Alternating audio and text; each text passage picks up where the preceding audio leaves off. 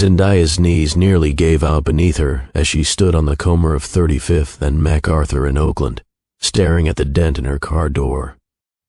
Her hands shook so hard she could barely hold her phone. Moments earlier, she had been crying behind the wheel, trying to breathe through another exhausting argument with Biden, when a car blasted through a red light straight toward her. She didn't even see it. A stranger did. He slammed on his brakes, jumped out of his vehicle, and yanked her out of harm's way just seconds before impact.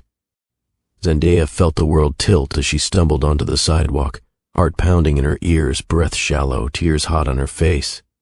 And this man, this stranger, was now kneeling on the ground, one hand braced against his chest, breathing like his body was fighting him.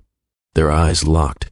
For a split second, Zendaya saw something in him she hadn't seen in years, genuine concern. Not the kind that demands something in return, not the kind that comes with conditions, real concern. But the moment shattered when she heard a voice behind her. "Zendaya! Z, what's going on?" Her stomach dropped. Biden, the man who drained her spirit for years, the man she'd finally walked away from, the man who suddenly cared, now that she was no longer willing to carry his weight. He started walking toward her, confused, irritated, acting as if he still had a claim on her life. Zendaya opened her mouth to speak, but that's when the second shock hit. The stranger, the man who saved her life, suddenly swayed forward and collapsed right in front of her. Her breath caught. He wasn't moving. "Hey, sir, sir," she cried, dropping to her knees beside him. "Can you hear me?" Her hands trembled as she touched his shoulder. His skin felt cold. His chest rose and fell unevenly, like he was fighting for control of something she didn't understand. Biden kept approaching, demanding answers, demanding explanations, demanding attention, just like always. But Zendaya didn't look back at him. She stayed right there with the man who saved her. She didn't know his name. She didn't know his story. She didn't know why he stepped into her life at that exact moment. But something inside her whispered loud enough to ignore everything else.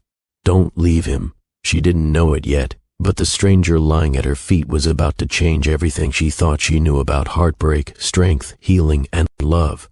Because this wasn't just an accident. This was the beginning of a truth she never expected, tied to a man who carried a secret powerful enough to shift both of their lives forever. Welcome back to Stories by Mr. Flex, where life's most powerful lessons come wrapped in unforgettable tales. If you're new to this family, thank you for joining us. Please hit the subscribe button because it helps us share stories like this on YouTube. Zendaya's heart thudded in her chest as she hovered over the stranger, her palms pressed against the pavement on both sides of him. Cars slowed, people glanced, but no one moved fast enough for her. Her voice shook. "Sir, please stay with me." His breathing was uneven, shallow, strained, like he was trying to push through something his body wasn't prepared for. Sweat gathered at his hairline, his jaw tightened. He looked nothing like the calm man who pulled her from danger just a minute ago. "Z, what is this? Who is that man?" Biden demanded behind her. The same tone he used in their marriage, entitled, controlling, irritated whenever something wasn't centered on him. Zendaya ignored him completely. "Somebody call for help," she yelled toward a couple stepping out of a corner store. People rushed to their phones. A woman approached asking if Zendaya knew him. She shook her head.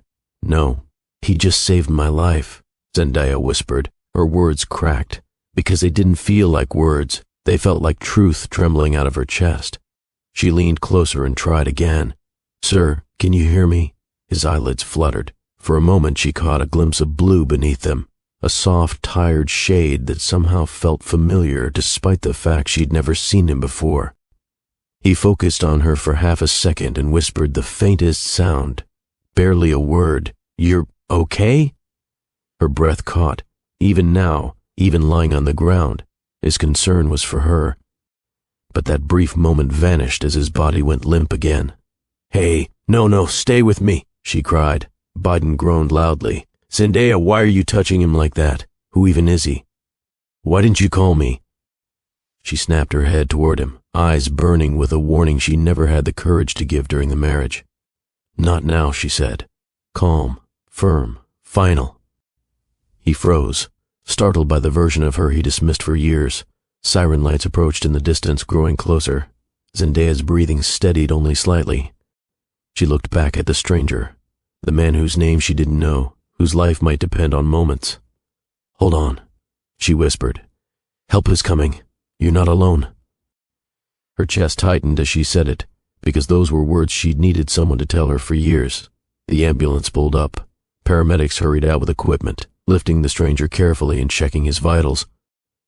One of them looked at Zendaya. "You with him?" She hesitated, only a breath. "Yes," she said softly. "I'm with him." The paramedic nodded and guided her toward the back of the ambulance so she could ride along if she wanted. Zendaya looked over her shoulder. Biden stood there, stunned, arms folded, his face a mask of confusion and anger he was trying to hide. For the first time in years, she didn't care what he thought.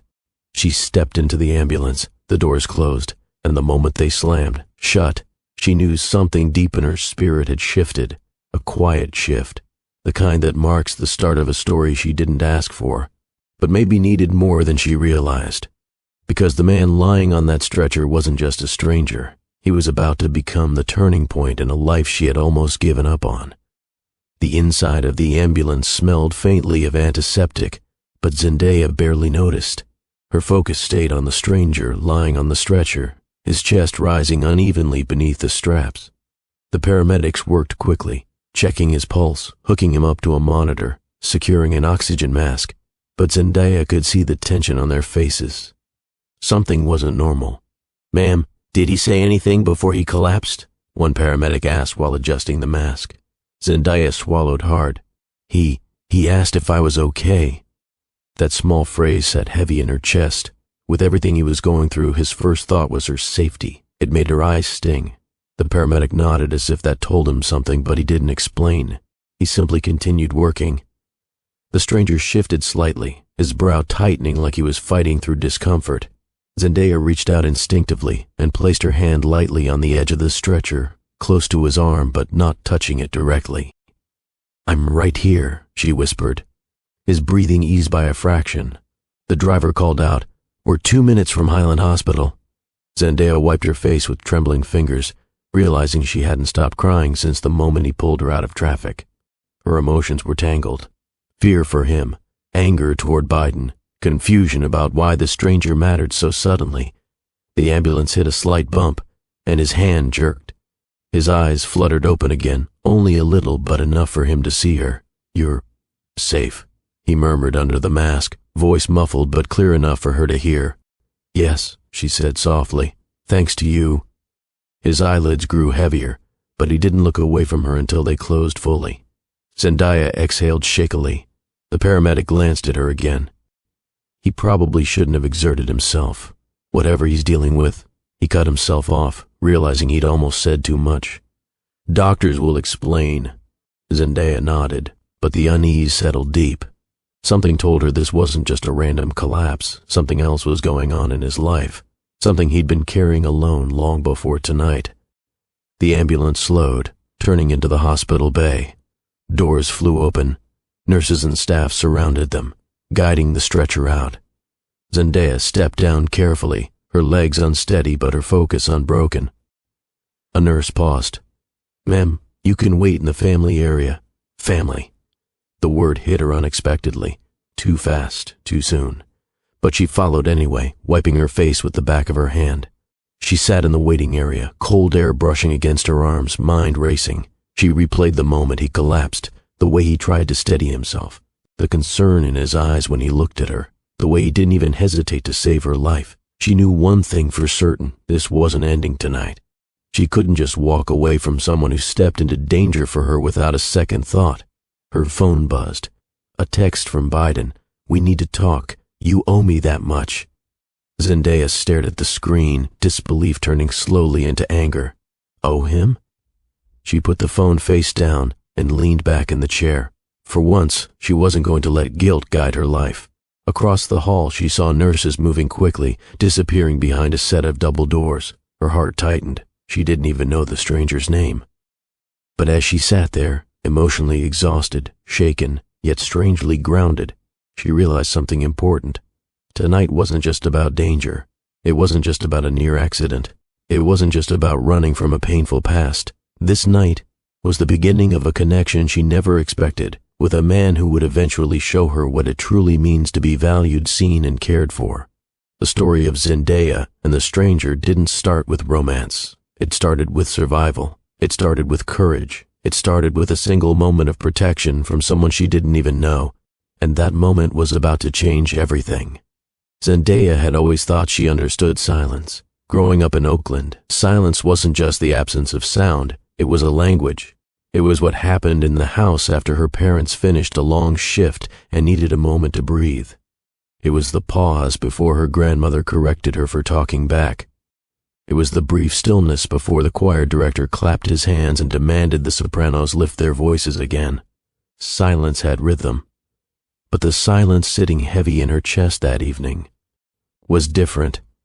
She sat parked at the intersection of 35th and MacArthur, her fingers gripping the steering wheel, tears sliding down her cheeks with no announcement, no warning, no restraint. The light ahead of her glowed red, but she wasn't really seeing it. Her mind was somewhere else, trapped in a loop of words Biden had thrown at her hours earlier. The kind of words that cut through her confidence and echoed long after he was gone. Maybe if you were enough, I wouldn't have stepped out. He said it so casually, like it was logic, like it made sense, like she should accept blame for choices he made. Zendaya blinked against another wave of tears. It wasn't the betrayal that hurt the most. It was how easily he dismissed all the ways she tried to hold their marriage together. All the nights she cooked even when she was tired. All the conversations where she begged him to meet her halfway. All the times she shrank herself to make him comfortable. She didn't cry loudly. She never did. She cried the way strong people cry, quietly, like she didn't want to disturb anyone, even when her heart was breaking. A soft honk from behind startled her. She wiped her face quickly, embarrassed even though the other driver couldn't see her. She glanced at the light, still red. She inhaled slowly, trying to steady her breath. Just breathe, Z, breathe. But her body wasn't listening. Her tears blurred the road. Her chest felt tight. Her thoughts spun, replaying the confrontation she'd had with Biden earlier. She'd walked away. She should have felt empowered. But heartbreak doesn't follow a schedule. Sometimes it hits when your life is falling apart. Other times, it hits in the middle of traffic when you're just trying to get home. She didn't notice the car speeding through the cross street. Didn't see the headlights slicing through the dusk. Didn't hear the impatient engine fighting the yellow light that had already turned red. Someone else did. A sharp screech cut through the evening air. Then a firm grip latched onto her arm. In one sweeping motion, Zendaya was pulled from her car seat, her body yanked out of the driver, side door, before her mind even caught up. Her scream wasn't loud. It got lost in the rush of wind and shock. All she felt was a powerful tug, a pair of strong hands guiding her backward, and the pounding of her own heartbeat slamming against her ribs.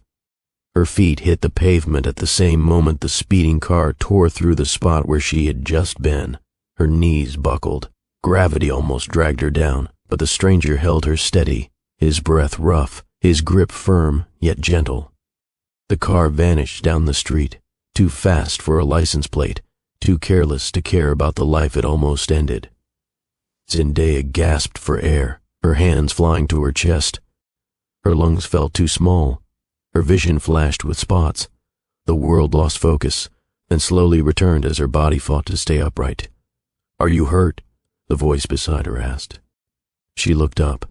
A tall man, mid to late 40s, fair skin, neatly cropped dark hair showing hints of silver, stood mere inches away. His expression was tight with concern, his breathing unsteady as if he had been running for blocks before reaching her car. His blue eyes scanned her face, her arms, her posture, checking for injuries. I didn't see it," Zendaya whispered. "You were crying," he said softly. She swallowed. "How did you—" "I pulled up behind you. I saw you put your head down. I was going to check on you when the other car—" He shook his head, jaw tightening. "You're safe now. Safe." It had been a long time since she felt that word applied to her life. Her hands still trembled. She looked down at them, embarrassed by how fragile they appeared. She turned slightly, noticing his hand was still lightly resting on her arm.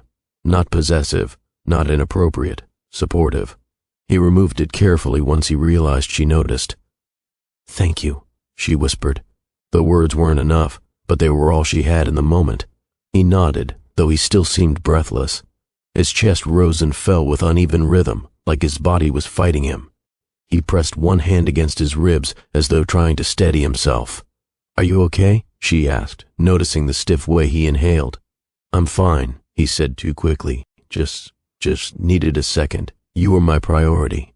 Her brows knit together. His voice didn't match his expression. His face was too pale for someone who only exerted himself.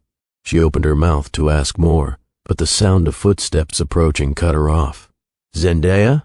Her stomach clenched the moment she heard that voice. "Biden."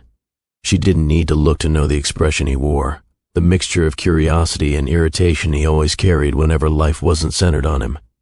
She turned slowly. He stood on the sidewalk in a fitted jacket, hands in his pockets like he had been out for a casual walk. His posture was confident, almost performative. His eyes traveled from her to the stranger standing beside her, and his lips curled with suspicion. "What happened?" Biden asked, stepping closer. "Why are you out here crying? Who is this?" Zendaya opened her mouth, but nothing came out. Not because she didn't have words, but because the moment was too overwhelming. She had just escaped a collision, been rescued by a stranger, and now her past stood before her demanding explanations. The stranger glanced between them, his expression tightening. His breathing sounded harsher now, almost strained. He took a subtle step forward, placing himself slightly between Zendaya and Biden without thinking. He straightened. "So this what we doing now? You got somebody else out here touching you?" Zendaya flinched at the accusation in his tone. The stranger lifted a hand, voice steady despite the uneven breath. "Sir, this isn't—" His sentence broke. His body faltered. Zendaya gasped as he swayed, one hand flying to his chest. His knees buckled, and before she could catch him, he collapsed toward the pavement. "No!" she cried, lunging forward. She knelt beside him, her hands shaking as she tried to lift his shoulders. His eyelids fluttered weakly, and his breath came out in short, broken bursts. "Somebody call for help!" Zendaya yelled, looking around frantically. Biden stepped closer but didn't kneel. He stared, confused, unsure, concerned only because Zendaya looked terrified. "Z, what's going on? Who is he? What did he do? Be quiet," she snapped, a tone she had never used on him before. "Help me." For once, Biden didn't argue. He pulled out his phone and called for emergency services, stumbling through the details as Zendaya focused entirely on the stranger's face. "Stay with me," she whispered. "Please, you saved me. Just stay with me." His eyes opened barely, and he looked at her like he was trying to memorize her face. He attempted a small breath, then another, but his chest fought against the effort. "Are you okay?" he whispered through labored air. Zendaya felt tears rising again, not from fear for herself, but fear for him. "Yes," she said, voice trembling. "I'm okay, thanks to you." His eyes closed before she finished the sentence. Zendaya lowered her head, whispering words she didn't even know she needed to speak. "Hold on. Please hold on." Sirens grew louder in the distance as the sun dipped lower behind the storefronts. People gathered. Cars slowed. Life continued around them, unaware that something unexpected had begun at that intersection. A moment that would lead Zendaya down a path she never anticipated, towards someone whose presence would reshape her understanding of healing and love. She didn't know the truth his body was trying so hard to hide, but as the ambulance pulled up and paramedics rushed toward them, she realized one thing. Something in her life had shifted, something she couldn't explain yet, something she couldn't walk away from. She stayed kneeling beside him until the paramedics took over, and even then, she didn't move, because for the first time in a long time, someone had shown up for her, and she wasn't about to let that go. Zendaya had never been inside Highland Hospital's family area before. It was small, with faded chairs and a muted television playing an old documentary on low volume. The air conditioning hummed above her, but her mind felt too heavy to register anything except the memory of how the stranger collapsed. She sat on the edge of a plastic chair, elbows on her knees, hands clasped so tightly her knuckles ached. Her heart hadn't stopped pounding since the ambulance doors closed. Every few seconds, she replayed the moment he fell, the way his eyes dimmed, the way he struggled to breathe, the way he still asked if she was okay. No one had asked her that sincerely in years. A nurse walked by, checking a chart. Zendaya lifted her head slightly. "Excuse me, can you tell me if the man they brought in from the intersection is all right?" The nurse paused politely. "We're evaluating him now. A doctor will speak with you soon. You can wait here." It wasn't the answer Zendaya wanted, but she nodded. She rubbed her palms against her jeans, trying to clear the tremor in her hands. Her phone vibrated again. Biden. She ignored it. He had followed her to the hospital earlier, but after seeing the paramedics rush the stranger inside, he had walked away claiming he didn't have time for this drama. Same old Biden. Quick to claim concern when he wanted control, quick to leave when the attention wasn't on him. Zendaya exhaled shakily and let her head fall back against the wall.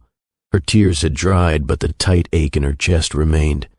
The double doors on the far end opened, and a doctor stepped into the waiting area. Zendaya sat upright immediately. The doctor scanned the room, then looked directly at her. "You're here for the gentleman from the intersection?" Zendaya stood quickly. "Yes. Is he okay? What happened?" "He had trouble breathing," the doctor said. "He's stable now, but he needs rest. He asked if you were still here." Zendaya's brows lifted slightly. "He asked for me?" The doctor nodded. "He'll be awake soon. When he is, we'll let him decide if he wants visitors. For now, he needs quiet." "Thank you," Zendaya said, relief washing over her. The doctor walked away, and Zendaya sank back into her chair, pressing a hand to her chest. She wasn't sure what to call the feeling rising inside her. Gratitude? Concern? Something deeper she wasn't ready to name. She didn't know him, yet the thought of him being alone in a hospital room felt wrong. A memory from earlier flashed in her mind, the way he looked at her, like he was making sure she was safe even when he was in distress. It unsettled her in a way that wasn't frightening, but awakening. Her phone buzzed again. This time she flipped it over. "Biden, you really ignoring me now? After everything? Call me." Zendaya stared at the screen until the letters blurred. Everything. That word carried too much weight. She could have listed everything. Every silent night beside him, every insult disguised as advice, every time he turned her worries into jokes. But none of it mattered now. The moment she saw the stranger collapse, she realized something Biden never gave her. Her instinct to protect someone could still feel alive. She put her phone away and leaned back just as a nurse approached the doorway. "You can see him now," she said quietly. Zendaya stood, smoothing the wrinkle in her shirt, steadying her posture. She followed the nurse down a narrow hallway, her steps echoing in the quiet space. Room numbers passed on her left. The scent of disinfectant lingered faintly. The nurse stopped at a door halfway down the hall. "He's awake, just tired. Don't overexert him." Zendaya nodded. The nurse opened the door. Inside, the lights were dimmed. The stranger lay in the hospital bed, an oxygen monitor clipped to his finger, a thin blanket pulled over him. His eyes opened when he heard the door. Zendaya stepped softly inside. "Hi." His face relaxed, the tension easing slightly. "You stayed." "Of course I stayed," she said softly, moving closer. "You saved my life." He tried to sit up straighter, wincing slightly. Zendaya reached forward. "Don't push yourself." He nodded and rested against the pillows. "I didn't mean to scare you." "You didn't scare me," she said, then corrected herself. "Okay, you did, but not because of who you are, because you went down so fast." His eyes drifted downward, the shadow of something unspoken crossing his expression. "It happens sometimes." Zendaya waited, hoping he'd say more, but he didn't. "Thank you," she said again. "I know you probably hear that a lot." He shook his head faintly. "Not really." Her breath caught a little. Most people who act bravely don't do it for praise. They do it because something inside them refuses to let harm pass unchecked. "My name is Zendaya," she said softly. His lips lifted in a small, tired smile. Seth. It suited him. Firm but gentle, strong but quiet. Zendaya tucked a loose strand of hair behind her ear. "Seth, You didn't have to do what you did. You looked like you needed someone," he murmured. "I was there." The simplicity of his words stilled her. No man had said something like that to her in years, not without wanting credit, not without using it later as leverage. "A moment," he said, with air that doesn't feel like punishment. Zendaya let out a small laugh despite the tension. "So, you're a dramatic one." His tired smile grew. "Only when my chest disagrees with my plans." A question bloomed in her throat. "Why does your body react like that? What are you dealing with?" But she didn't ask. Not yet. His face said enough. He wasn't ready to share. A nurse stepped inside briefly. If he feels stable, he can be discharged. But he shouldn't drive. Seth lifted a brow at Zendaya. "I drove here. I figured." She crossed her arms lightly. "I'm driving you home." Seth blinked. "You don't have to." "I know," she replied. "But you're not getting behind a wheel after collapsing." Seth hesitated, the kind of hesitation that came from a man used to controlling every detail of his life, not from weakness, but from habit. She recognized that look. It reminded her of all the time she tried to hide her needs while surviving a broken marriage. "You saved me," she continued. "Let me return the favor." He studied her quietly, searching her expression for something: guilt, obligation, pity, but he found none. She was offering because she wanted to. Finally, he nodded. "Okay." The nurse helped him change into his clothes, and Zendaya stepped outside the room to give him privacy. When he emerged, he walked slowly but not unsteadily. Still, she stayed close to him, just in case. Outside, the night air had cooled. Streetlights glowed across the parking lot, casting soft halos on the pavement. Zendaya guided him to her car, a modest, slightly aging sedan she had been maintaining with more hope than money. Seth paused at the passenger door. "You sure you trust me in your car?" he asked. Zendaya smirked faintly. "You trusted me with the hospital bill of your consciousness, or even—" A soft laugh slipped from him, unexpected, genuine. She opened the door for him, and he eased into the seat carefully. Once she got in on the driver's side, they sat quietly for a few seconds. Not an awkward silence, but a settling one. "You okay?" she asked again. "Trying to be," he admitted. She started the engine.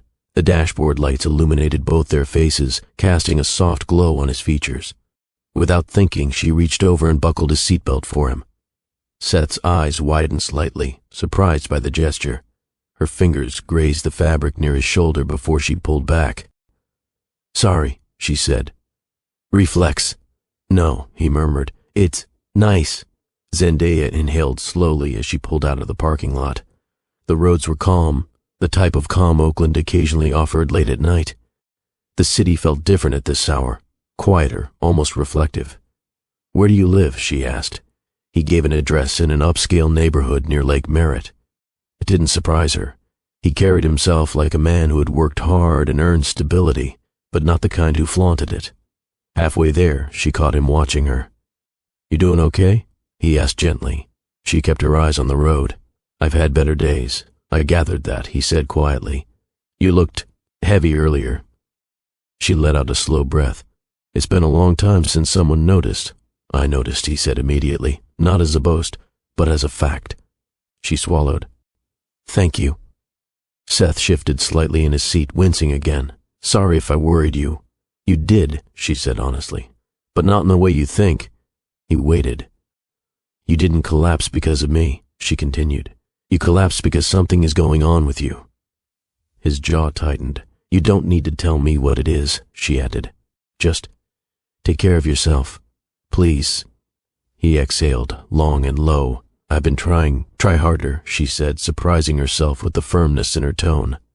"Because I don't know why yet, but I'm glad you're still here." Seth stared at her profile, something softening in his gaze. "I'm glad you're safe." They drove the rest of the way in a stretch of quiet that felt comforting rather than tense. When she pulled up to his building, he hesitated before opening the door. "Zendaya," she turned to him. "If you ever need someone to check on you," his voice lowered, "you can call me." She stared at him for a heartbeat, then nodded slowly. "Only if you call me when your chest starts acting up." He cracked a faint smile. "Deal." He stepped out of the car. closed the door gently, and watched her for a moment longer than expected. "Good night," he said. "Good night," she whispered back. As she pulled away from the curb, her heart beat with a rhythm she didn't recognize. Not grief, not fear, but possibility. The kind that begins when two strangers collide at the exact moment their lives need a shift neither saw coming. Zendaya didn't sleep that night. She tried. She lay on her back, then her side, then curled into herself like she used to after arguments with Biden. But this time, she wasn't curling from pain. She was replaying everything that happened. Seth collapsing, his eyes fluttering open, his voice asking if she was okay even while his own body betrayed him, his soft smile when he said her name, the way he looked at her before stepping out of her car. There were moments in life people forgot, grocery lists, old songs, conversations from years ago, and then there were moments that marked a shift. Tonight felt like one of those shifts. When morning arrived, the Oakland sun lit her apartment through the blinds, casting bright lines on her bedroom wall. Zendaya didn't move for a while. She just stared at the light and let her heart beat slowly, steadily. She finally got up, washed her face, tied her hair back, and made coffee. As she sipped it, her phone buzzed with a message from her manager. "Don't forget the staff meeting at 10. Zendaya groaned. She worked at a community wellness center in downtown Oakland, a job she loved even if the pay wasn't always kind. She taught community outreach programs, helped seniors with appointments, and organized youth activities. She liked being somewhere that felt rooted, but she wasn't ready for social interactions today. Still, she got dressed, grabbed her bag, and headed out. Her car door still had the dent from the near accident. She touched it gently before getting inside. "Thank you," she whispered, not to the car but to the memory of Seth pulling her away just in time. She drove to work with steady breaths. She told herself today would be quiet, normal, routine, but she should have known better. The moment she walked through the front doors of the center, she saw him, Biden, standing by the reception desk like he owned the building. Zendaya froze mid-step. Why was he here? He looked polished, fresh haircut, clean shirt. That familiar posture meant to make him look impressive. He had always believed attention followed him naturally. He looked up when he sensed movement and instantly spotted her. "Z," he said, stepping forward. Her stomach tightened, not out of longing, not out of nostalgia, out of irritation she had spent years swallowing. "Why are you here?" she asked, keeping her voice level as she walked past him. "To talk," Biden said, following her too closely. "You ran off last night. You didn't answer my calls. I was worried." Zendaya turned and stared at him. "You were not worried."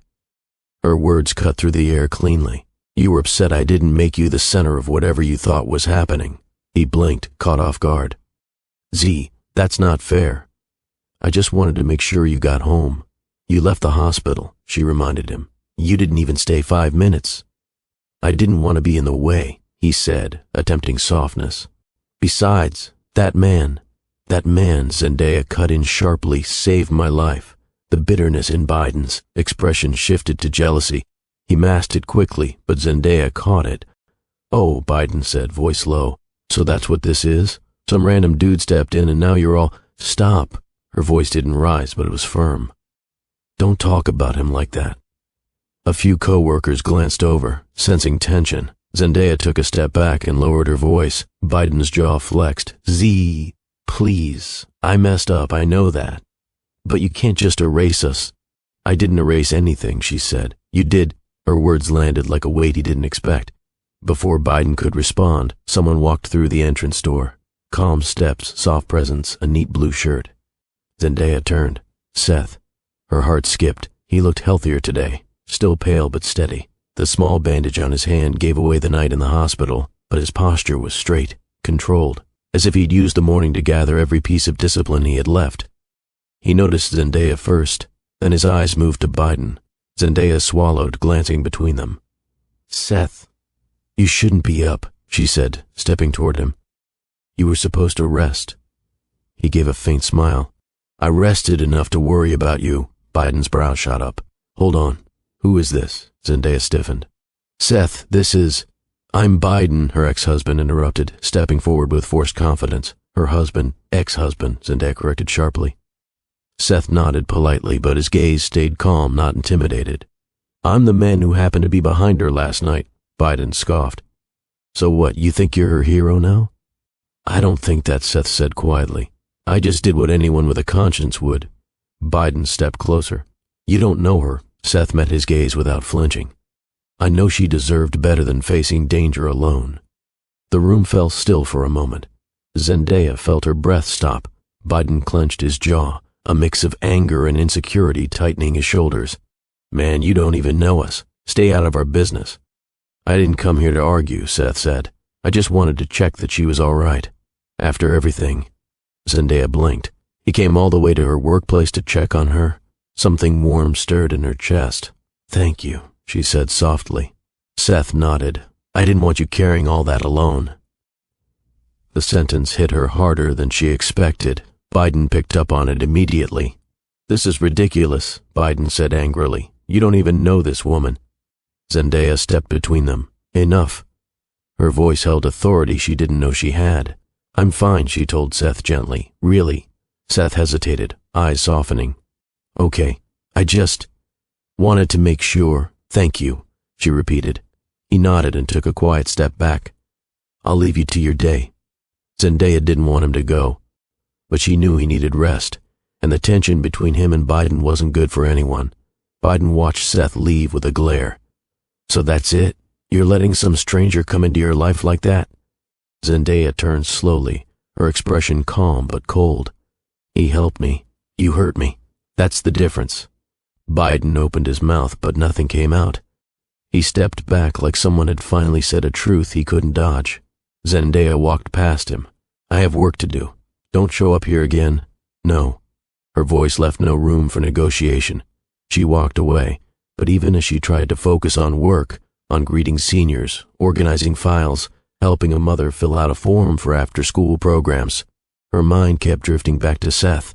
The way he stood up without raising his tone, the hint of pain he tried to hide, the way he looked at her, not with desire or judgment, but with quiet care. Later that afternoon, during her lunch break, she stepped outside to sit on a wooden bench. A soft breeze carried the smell of street food from a food truck on the next block. She pulled out her phone.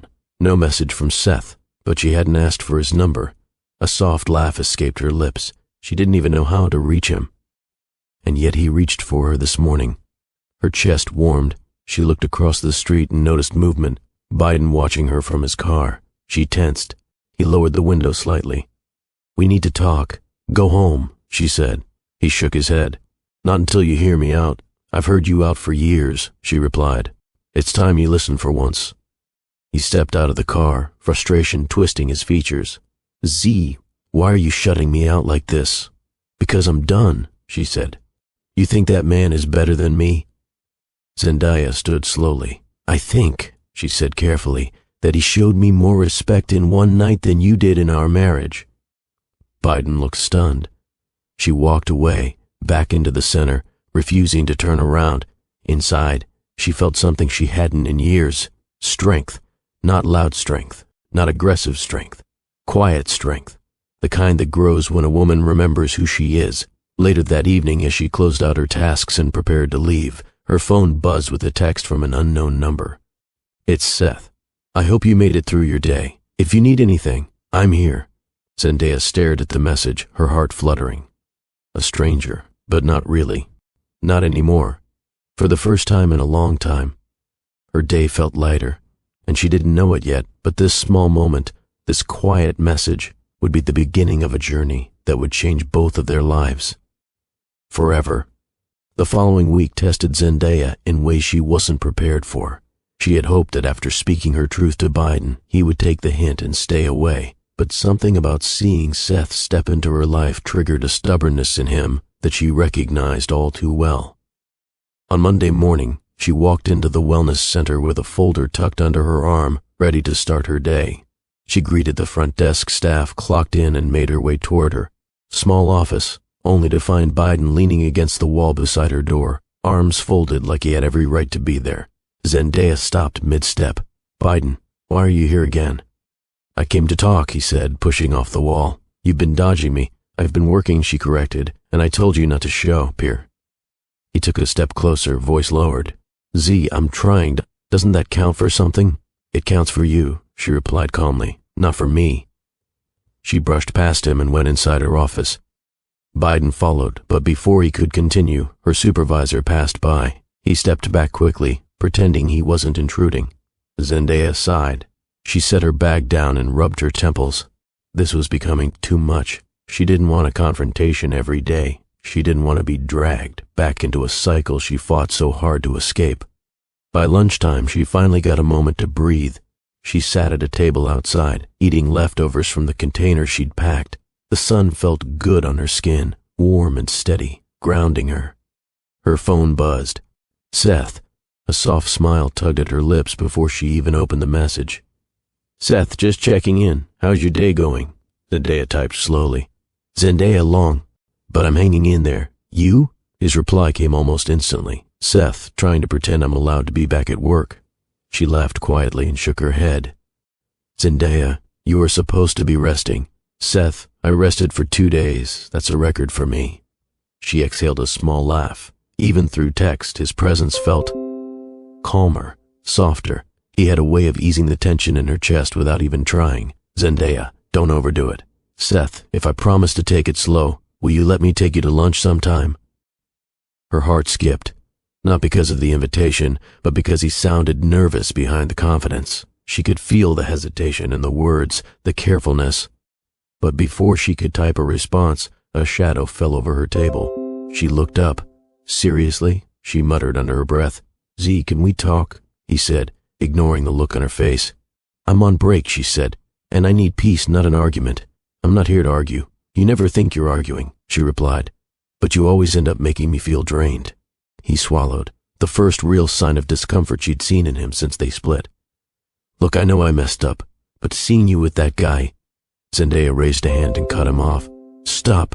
Biden blinked. You don't get to comment on my life, she said firmly. You had years to show up. You didn't... He stared at her, hurt flashing across his face. So, there's something going on between you and him? I didn't say that, she replied. But whatever happens, it's none of your business. Biden exhaled harshly through his nose and walked away, defeated but not done. Zendaya knew him well enough to recognize that look. He'd be back, again and again. That afternoon, she received a message from the receptionist. Your husband is here again. Zendaya typed a quick correction, ex-husband, and tell him I'm in a meeting, even though she wasn't. By Thursday, Biden had appeared 4 times. She felt the emotional weight of his presence pressing on her chest like a dull, constant ache. She didn't want to hate him. She just wanted space. She wanted healing, and he wanted ownership. By Friday morning, Zendaya sat alone at the staff kitchen table, staring into her cup of tea as exhaustion crept into her shoulders. She wasn't crying, but she felt drained in a way she hadn't felt since her marriage. A knock on the door frame made her look up. Seth. He was holding a paper bag and 2 cups of coffee. Zendaya blinked, surprised. Seth, what are you doing here? He stepped inside cautiously like he wasn't sure he belonged. You sounded stressed over text yesterday. I thought you might need a break. She stared at the items in his hand. You bought breakfast? And coffee, he said, lifting 1 cup slightly. I wasn't sure how you like it, so I brought options. A warmth spread through her chest. You didn't have to come all the way down here, she said softly. I know, he replied, adjusting his glasses. I wanted to... His voice carried that nervous sincerity she was starting to recognize. The kind that came from a man who wasn't used to doing things like this, but felt compelled to anyway. She motioned for him to sit. He placed the bag on the table and took the seat across from her. You okay? He asked, his tone gentle but observant. Zendaya exhaled. It's been a week. Because of him? Because he won't leave me alone. Seth shifted, his jaw tightening slightly. Not in jealousy, in concern. You don't deserve that, he said quietly. Zendaya offered a small smile. Thank you. They ate in a comfortable silence for a moment before Seth cleared his throat. Can I say something without sounding strange? She looked up. Sure, this is new for me, he admitted. Checking on someone like this, showing up, worrying this much. Zendaya tilted her head. You worry about me? His eyes softened, more than I expected to. Her breath caught not from shock, but from recognition. She felt it too, a connection forming quietly, rooted in truth and vulnerability, rather than excitement and fantasy. "Is that a bad thing?" she asked. "I don't think so," he said carefully. "But it's unfamiliar." Zendaya leaned back. "Unfamiliar isn't always wrong." "Maybe," he said. "I just don't want to overstep." "You haven't," she reassured. Seth let out a breath he'd been holding. "Good, because I've been thinking about things I don't usually allow myself to think about." "Like what?" she asked softly. He swallowed. "Like how someone's presence can make your day feel lighter." Zendaya's cheeks warmed. "But," Seth added cautiously, "I don't want you to feel rushed. You've been through enough. I don't want to add pressure." "You're not," she said. "You're helping." He studied her face, searching for doubt. There was none. A moment passed. Then Seth reached into the bag and pulled out a small container of fruit. "I also brought this because, well, I wasn't sure what you liked." Zendaya laughed quietly. "It's sweet of you." He shrugged lightly. "I'm learning." And he was. She could see it. His interest wasn't loud or forceful. It was quiet, steady, and sincere. The kind of attention she'd always wanted but never received from Biden. The kind of attention that didn't demand, it simply existed. After breakfast, Seth offered to walk her to her office. They moved through the hallways side by side. Zendaya noticed how he moved, careful, slightly slower than most people, as if mindful of his condition. She didn't comment on it. She simply matched his pace. When they reached her office, Seth paused. "If Biden keeps bothering you, you can call me." Zendaya shook her head lightly. "I'm not dragging you into this mess." "You wouldn't be," he said. "I just want you to feel safe." Her heart softened at the word. "Thank you." He nodded, then gave her a small smile before heading out of the building. Zendaya watched him leave, her thoughts warm and unsettled in a way that felt strangely hopeful. The more time she spent with Seth, the more she realized how much she had been shrinking in her past relationship. With him, she felt seen, not because he tried to flatter her, but because he noticed the things she hid even from herself that afternoon. As she and a coworker sorted children's art supplies for a weekend program, her coworker teased lightly, "Girl, you're glowing today." Zendaya laughed under her breath. "Am I?" "Yeah," her coworker said. Something changed. Zendaya didn't respond, but she felt it. Something was changing. Later that evening, Zendaya stepped out of work to find Biden leaning against his car again. Her chest tightened. "Z, I need you to hear me out," he said. "No," she replied, walking past him. "Come on, Z. Don't do this." Zendaya stopped and turned. "Biden, I don't belong to you. Stop showing up here." He flinched. "So what? You and that guy now." "It's none of your concern," she replied firmly. "But I'll tell you this, he listens. He respects boundaries. He supports me without making me feel small." Biden stared at her, speechless. Zendaya stepped into her car, closed the door, and drove away before he could recover. She didn't notice the silver sedan following behind hers for half a block until it turned in the opposite direction. She didn't notice the shift. She was too busy feeling something unexpected, something she hadn't felt in years worth, a quiet sense of worth settling in her bones. And as Seth sat in his apartment that night, staring at his phone, wondering if he should text her again, he felt something he didn't understand. Hope. A slow connection forming between two people who never expected to meet at all, shaped by truth, pain, and the beginning of something gentle. Seth had always been good at masking discomfort. His entire adult life had been built around routines that kept him functional. Appointments, regulated sleep, measured activity, a calendar that looked more like a blueprint for survival than a schedule. He had grown so used to controlling every detail that he often convinced himself he was stronger than reality allowed. But the week after visiting Zendaya at the wellness center, his body reminded him of the truth. On Wednesday morning, he woke up with the tightness in his chest that felt like someone pressing firmly against him from the inside. He sat up slowly, breathing carefully. The room around him was quiet, sunlight peeking through the curtains, the soft hum of the refrigerator in the next room, a faint ache in his ribs that always flared when he pushed himself too far. Seth leaned forward, elbows on his knees. He stayed like that for a while, letting the discomfort settle. He didn't want to think about the collapse at the intersection. He hated how quickly his body gave out that night. He hated that Zendaya saw it, but what he hated more was the fear in her eyes when he went down. He rubbed the back of his neck, trying to shake the memory. After a few minutes, he stood slowly and made his way into the kitchen. He poured water, took a few slow sips, and closed his eyes.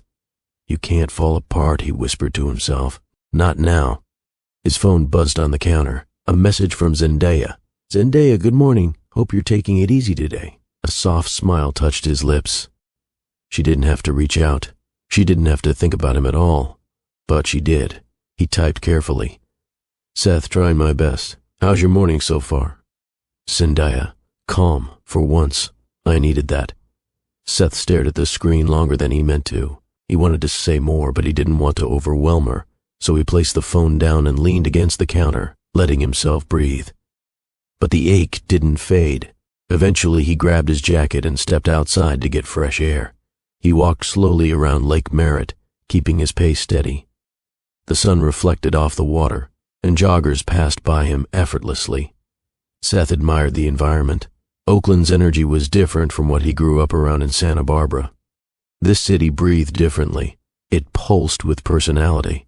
He admired how people greeted each other with familiarity, strangers laughing on park benches, families arguing playfully, a group of teens practicing choreography by the lake. He wasn't used to this kind of warmth. Growing up, his life had been structured and measured. Santa Barbara had beauty, but it also carried expectations. Formal dinners, quiet hallways, conversations filled with politeness instead of honesty. He had been raised to achieve, not to feel.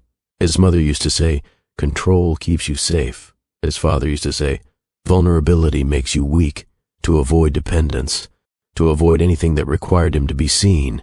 Until Zendaya. He didn't understand why she affected him the way she did. He didn't know how he went, from pulling her out of danger to thinking about her at odd hours of the day. He didn't know how her voice calmed something he never realized needed soothing, but he felt it, and he couldn't deny that she was becoming someone he didn't want to lose track of. His chest tightened again. Seth slowed to a stop, holding onto a railing. He inhaled deeply, steadying himself. "You're okay," he murmured. "Just keep breathing." As he stood there, letting the pressure fade, a memory surfaced, one he usually avoided. He was 12 years old, sitting in a hospital room in Santa Barbara. His mother stood by the window, stiff and pristine in her beige suit. Doctors had explained what his condition meant, what episodes might look like, what triggers he needed to avoid, the reality that his life would always require careful monitoring. His father had listened, hands clasped behind his back, eyes cold. When the doctors left, his father said, "Strength means controlling the things that try to control you." Even at 12, Seth knew that wasn't how illness worked, but he nodded, because he wasn't allowed to disagree. The memory faded slowly, leaving him with a familiar heaviness in his chest. He pushed himself off the railing and continued walking, careful and deliberate. He didn't want to go home yet. Home felt too quiet, too still, too full of reminders of everything he hid from the world. He found himself in front of a small vinyl record shop near downtown, one he had driven past countless times, but never stepped into. Today something nudged him inside. A soft bell jingled above the door. The interior smelled like cardboard and nostalgia. Rows of records lined the walls, old jazz, classic R&B, rock from the 70s, soul albums from decades past. Zendaya had mentioned loving poetry and jazz. He walked slowly through the aisles, reading album covers. He wasn't sure what she liked exactly. He wasn't even sure buying something for her was appropriate. But he couldn't stop himself from searching. Eventually, his eyes landed on a vinyl wrapped in plastic, an old jazz singer with a silky voice and a raw, aching sound. The kind of album that held emotion in every note. He picked it up and held it in his hands. "This one's good," the shop owner said from behind the counter. "Real good." Seth glanced at him and gave a small nod. "I'll take it." He wasn't sure when he would give it to Zendaya. He didn't want her to think he was rushing anything, but he wanted her to have something that made her feel seen. Zendaya's shift ended around 4. Her feet were tired, but her spirit was calmer than usual. Biden hadn't shown up today. She had managed to get through her classes, help seniors with their prescriptions, and organize weekend plans without the constant weight of confrontation. As she stepped outside the center, she saw a familiar figure leaning slightly against his car. Seth. He straightened when he saw her, like someone trying not to appear too eager. Zendaya approached him slowly. "Seth, are you supposed to be out and about?" "I'm feeling better," he said. then added truthfully, "Better enough." She gave him a look of gentle skepticism. "Are you being honest?" Zendaya sighed and shook her head. "You're something else." Seth smiled faintly. "I brought you something." Her eyes widened. "Something? For what?" "For being you," he said, his voice low. He retrieved a small paper bag from the passenger seat and handed it to her. Zendaya peeked inside, and her breath caught at the sight of the vinyl. "You remembered," she whispered. "You mentioned jazz," he said softly. "I wasn't sure exactly what you liked, but it made me think of you." Zendaya ran her thumb over the edge of the album case. "Seth, this is incredibly thoughtful. I'm glad you think so," he said. I wanted to do something kind." "You already do," she replied, "by showing up, by checking on me, by caring." His expression shifted into something tender, something he wasn't used to letting people see. A silence settled between them, not heavy, not awkward, just full of meaning neither of them was ready to articulate yet. "Thank you," she said again, her voice soft. "You're welcome." Seth didn't plan on staying long, but they ended up talking on the sidewalk for nearly 30 minutes. Small things at first, her favorite food truck on 90th, his embarrassing attempt at making pancakes her childhood Sundays at the Black Church, his habit of listening to classical music while quoting her grandmother teaching her old poems, his first attempt at reading poetry after meeting her. They laughed, easily, naturally. Seth found himself leaning slightly closer without realizing it. Zendaya found herself smiling wider than she had in months. But under the warmth lay a quiet tension, gentle, restrained, careful. Both of them were afraid of stepping too close too fast. Both carried wounds that didn't heal on demand. Eventually, Seth cleared his throat. "I should get going. I don't want to overstay." "You never overstay," Zendaya said honestly. Seth held onto that sentence like an anchor. He stepped back, offering a small wave. "Get home safe." "You too," she said. He opened his car door, then paused, his heart beat faster than normal, not from his condition, but from something deeper. "Zendaya," he said.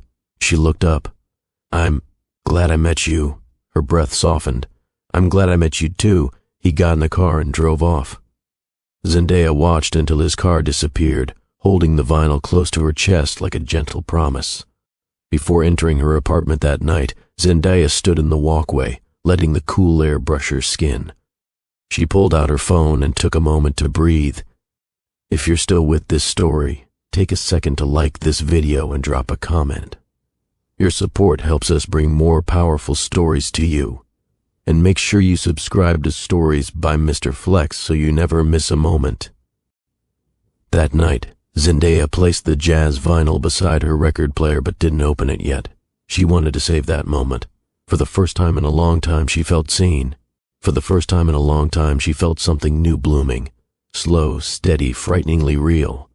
And as she lay in bed, staring at the ceiling, one truth lingered quietly in her chest. Seth wasn't just a stranger anymore. He was becoming someone her heart paid attention to, someone she didn't want to lose, someone she feared caring for, but was already caring for anyway. Zendaya didn't expect Seth to call her that weekend, but he did. Saturday morning arrived softly, with sunlight sliding over her curtains and waking her gently. Oakland had that kind of morning where the world moved slowly. Kids played on the street below, someone watered plants on a balcony, and an auntie across the courtyard played old-school music while sweeping her steps. Zendaya sat at her small kitchen table with a cup of hot tea, wearing an oversized shirt and house shorts, tapping her fingers lightly on the table. Then her phone rang. "Seth." Her breath warmed instantly. She answered. "Hey," she said softly. "Good morning," Seth replied. His voice was calm, a little tired, but warm enough to reach her chest. "I hope I didn't wake you." "No," she said. "I've been up. I was wondering if I could see you today." A flutter moved through her chest. "Yeah," she said. "I'd like that." His relief was audible.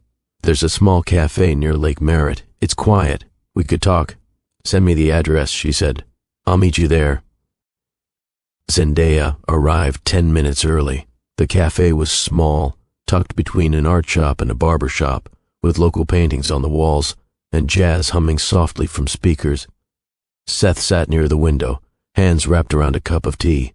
He looked up when she walked in, and something gentle settled in his expression. "Hi," he said. "Hi," she answered, sliding into the seat across from him. "You look—" He paused, as though searching for the right word that wouldn't scare either of them. "Content?" She smiled. "Thank you." They ordered pastries, her favorite almond Danish, his simple butter croissant. They didn't rush into heavy conversation.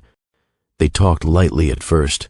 Her program at the wellness center, his attempt at cooking her weekend, plans his favorite books, her favorite movies, his trouble sleeping sometimes, her grandmother's sayings. Small things, meaningful things, natural things. At one point, Seth reached for his tea and winced. Zendaya noticed. "You okay?" she asked. "Yeah," he said quickly. "Just moved too fast." She didn't push, but she stored the moment away. Eventually, conversation slowed and settled into something deeper. Seth looked outside at the lake, his fingers tapping the mug. Zendaya watched him, sensing that something weighed on him. "Can I ask something?" she said softly. He nodded. "Why did you collapse that night?" she asked. Not accusatory, not demanding, just concerned. Seth's fingers stilled. He let out a slow breath. It wasn't the first time. Her chest tightened. "Seth, I should have told you sooner," he said. "I just didn't want that to be the first thing you really knew about me." She reached across the table, lightly placing her hand near his. "I get it, but I don't want you suffering alone." His eyes softened. "I'm not used to having anyone worry about me." "You have me," she whispered. The words slipped out before she realized their weight, but she didn't regret them. Seth stared at her for a long moment, like he was trying to memorize her face.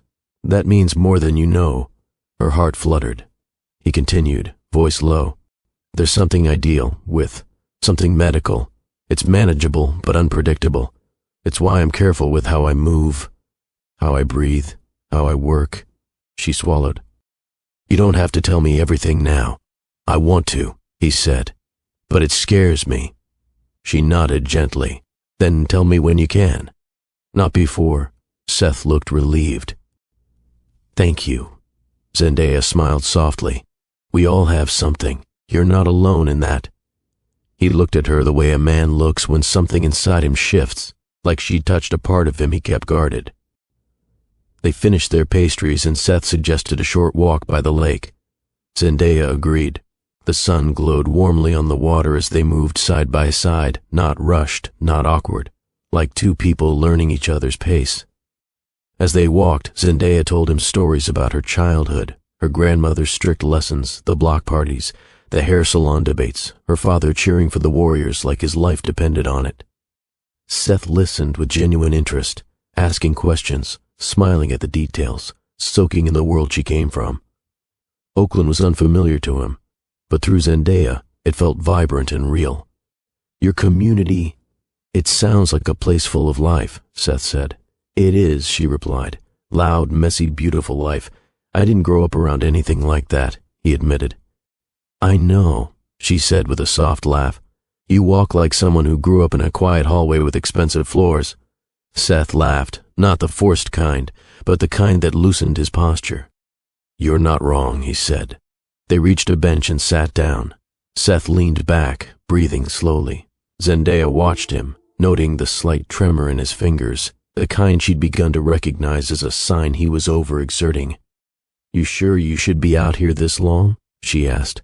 "I'm okay," he said. She stared at him knowingly. "You always say that," Seth sighed. "And you always doubt it." "Because I care," she replied. The honesty in her voice startled him. Before he could respond, he rubbed his chest lightly. Zendaya's eyes widened. "Seth, are you feeling—" "I'm fine," he cut in. But his voice wavered. Then his breathing shifted. The air around him changed. Zendaya saw it happen before Seth did. The slight tilt of his shoulders, the tension in his jaw, the unfocused look in his eyes. "Seth?" she said urgently. He blinked hard. "I just need a second. His sentence dissolved. His body slumped. His hand slid off his knee, and he collapsed sideways onto the bench. "Seth," Zendaya cried, grabbing him. She supported his head, lowering him gently to the ground. His breathing was shallow, too shallow. His chest rose unevenly like each breath was a battle. Her hands shook.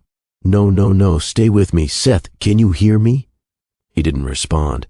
Zendaya's heart raced violently. She pulled out her phone with trembling fingers and dialed emergency services. "My friend collapsed by Lake Merritt," she said, voice breaking. "Please hurry." She placed the phone on speaker and set it beside her. She held Seth's hand tightly, trying to steady him. "Hey," she whispered, tears gathering. "You listen to me. I'm right here, okay? You're not alone. Stay with me." A faint sound escaped his lips, barely audible. Zendaya leaned closer. "I'm here. I'm not going anywhere." His eyes fluttered weakly. "Please," she whispered. "Please don't leave me like this." She didn't realize she was crying until a tear fell on his hand. Within minutes, the ambulance arrived. Paramedics rushed to Seth's side, lifting him with care, checking his vitals, attaching monitors. Zendaya stayed beside them, refusing to step back. One paramedic asked, "Is he diagnosed with anything?" Zendaya swallowed. "He hasn't told me yet." The paramedic nodded with understanding. "You can ride with us," another said. Zendaya climbed into the ambulance without hesitation. The ride was tense. Zendaya held Seth's hand the entire time, whispering to him even though he couldn't respond. "You're not alone," she repeated softly. "I'm right here." At the ER, they rushed him through double doors. A nurse guided Zendaya to a waiting area again, but she refused to sit. She stood, pacing slowly, hands shaking. Minutes passed slowly, too slowly. Finally, a doctor approached. "We stabilized him," the doctor said. "He has a long-standing medical condition that affects his heart and breathing. He's been managing it alone for years." Zendaya went still. It felt like the floor shifted under her feet. "Seth never told me," she whispered. "He doesn't tell many people," the doctor replied. "But he's awake. You can see him." Zendaya nodded, wiping her tears quickly before following the nurse. Seth lay in the hospital bed, eyes half open, breathing steadier now. When he saw Zendaya enter the room, his expression flickered. Shock, relief, guilt all tangled together. "You stayed," he whispered. Zendaya walked to his bedside, her voice trembling. "Of course I stayed." He swallowed hard. "I didn't want you to see this." Her eyes softened. "I wanted to see it. I needed to. Because now I know what you've been carrying alone." Seth closed his eyes briefly, ashamed. "I'm sorry. Don't apologize," she said, gently touching his hand. "Just let me in." He opened his eyes again, blue, tired, vulnerable. "You cried," he said quietly. She nodded. "I was scared." A single tear slipped from the corner of his eye, fast, unexpected. "I didn't think anyone would care," he whispered. Zendaya leaned closer, her voice low but strong. "I care. And you're not facing this alone anymore." His breath shook. Their hands intertwined naturally. No rush, no fear, just truth. And in that moment, something undeniable passed between them. A connection strengthened not by attraction, but by trust. Not by longing, but by vulnerability. Not by fantasy, but by the terrifying honesty of being seen. The slow hum of machines filled the hospital room, a steady rhythm that should have eased Zendaya's nerves, but didn't. The moment Seth collapsed replayed in her mind over and over, each memory sharper than the last. She sat in the chair beside his bed, elbows on her knees, fingers laced tightly. She hadn't moved much since he was brought in. Nurses had offered her coffee, blankets, even a chance to rest in the lobby, but she refused. She wasn't leaving him. Not tonight. Seth lay with his head slightly elevated, eyes half open, chest rising calmly now that the emergency had passed. When he shifted, Zendaya straightened immediately. "Hey," he murmured, voice soft and heavy with fatigue. Zendaya leaned in. "Hi, you're still here." "Of course I'm here." Seth blinked slowly. "You didn't have to stay." "Yes," she said firmly. "I did." A silence settled, not awkward, but full of everything they weren't ready to say yet. Seth swallowed, his hand brushing against the blanket as if trying to find something stable. "You should go home," he whispered. "I'm not going anywhere." His breath hitched, not from pain but emotion. Zendaya sat back slightly, brushing a stray curl behind her ear. You scared me, she admitted quietly. I scared myself, Seth said. I knew the walk was too much, but I wanted to stay with you. Zendaya's heart tightened. Seth, you don't have to push yourself to spend time with me. I wasn't pushing, he replied. I just wasn't thinking. I felt... He paused, searching for a word that didn't expose too much. Comfortable with you. Maybe too comfortable. Zendaya exhaled, absorbing the weight of that statement. After a moment, Seth's gaze drifted to the ceiling. There's something I should have told you earlier. Something important. You can tell me now, she said softly. He hesitated, long enough for Zendaya to realize how much this cost him. Seth wasn't a man who shared easily. Everything about him was controlled, measured, tucked behind calm expressions and well-timed breaths. My condition, he began slowly. It's something I've lived with most of my life. My heart and lungs, they don't always work the way they should. Sometimes they cooperate, sometimes... He gestured vaguely toward the machines. Sometimes they don't. Zendaya leaned closer. Is it dangerous? It can be, he said honestly. Stress makes it worse. Overexertion, strong emotion. He let out a tired laugh. Basically anything involving real life. Zendaya didn't smile. She took his words seriously. Why didn't you tell me? He shut his eyes briefly. Because I hate being seen like this. Weak, fragile. I've spent my entire life hiding it from people. At work, in public, with my family. I learned how to pretend. Pretend you're fine? She asked. Pretend nothing scares me, Seth corrected. Because people expect strength. And when they find out I'm managing something like this, they start treating me differently. Like I'm breakable. Zendaya lowered her head for a moment, her voice gentle when she spoke again. You're not breakable. You're human. Seth looked at her then. Really looked at her. You didn't run. I told you, Zendaya whispered. I'm not leaving. He swallowed hard. I'm not used to that. I know, she said. He shifted slightly, wincing again. Zendaya reached for his hand without thinking. He didn't pull away. Instead, his fingers curled around hers with surprising strength for someone who had collapsed only hours earlier.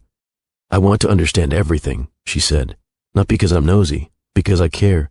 The look Seth gave her then was something she hadn't seen from him before. Raw, unguarded, almost reverent. He exhaled shakily.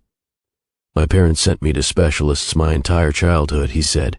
I was the kid who had to sit out during sports, who had inhalers and emergency kits. I learned early that some people stayed away once they realized I wasn't perfect. Zendaya's chest tightened. That must have been lonely. It was, he said softly. I got good at pretending I didn't need anyone. And now? She asked. He stared at her for a long moment. Now, I think I need you to stay. Zendaya felt heat bloom across her cheeks, but she didn't move her hand. Then I'm here. Seth blinked hard. His eyes grew glossy, not from pain, but from the emotion he tried so hard to control. Thank you, he whispered.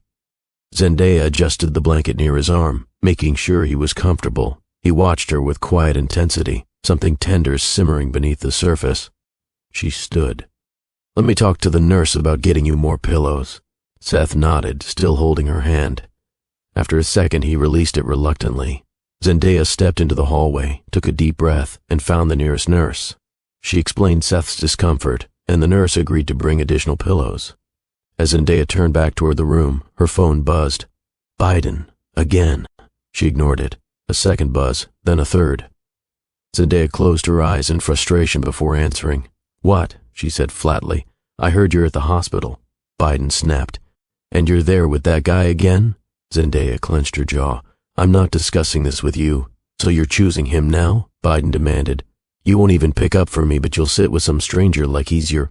Stop talking, she interrupted. I owe you nothing. You owe me a conversation, Biden yelled. You're still my W. I'm not your anything, Zendaya said firmly. Not your wife. Not your concern. Not your responsibility. Nothing. Biden went silent, the kind of silence that felt like shock. Zendaya continued, her voice steady, strong, unshakable.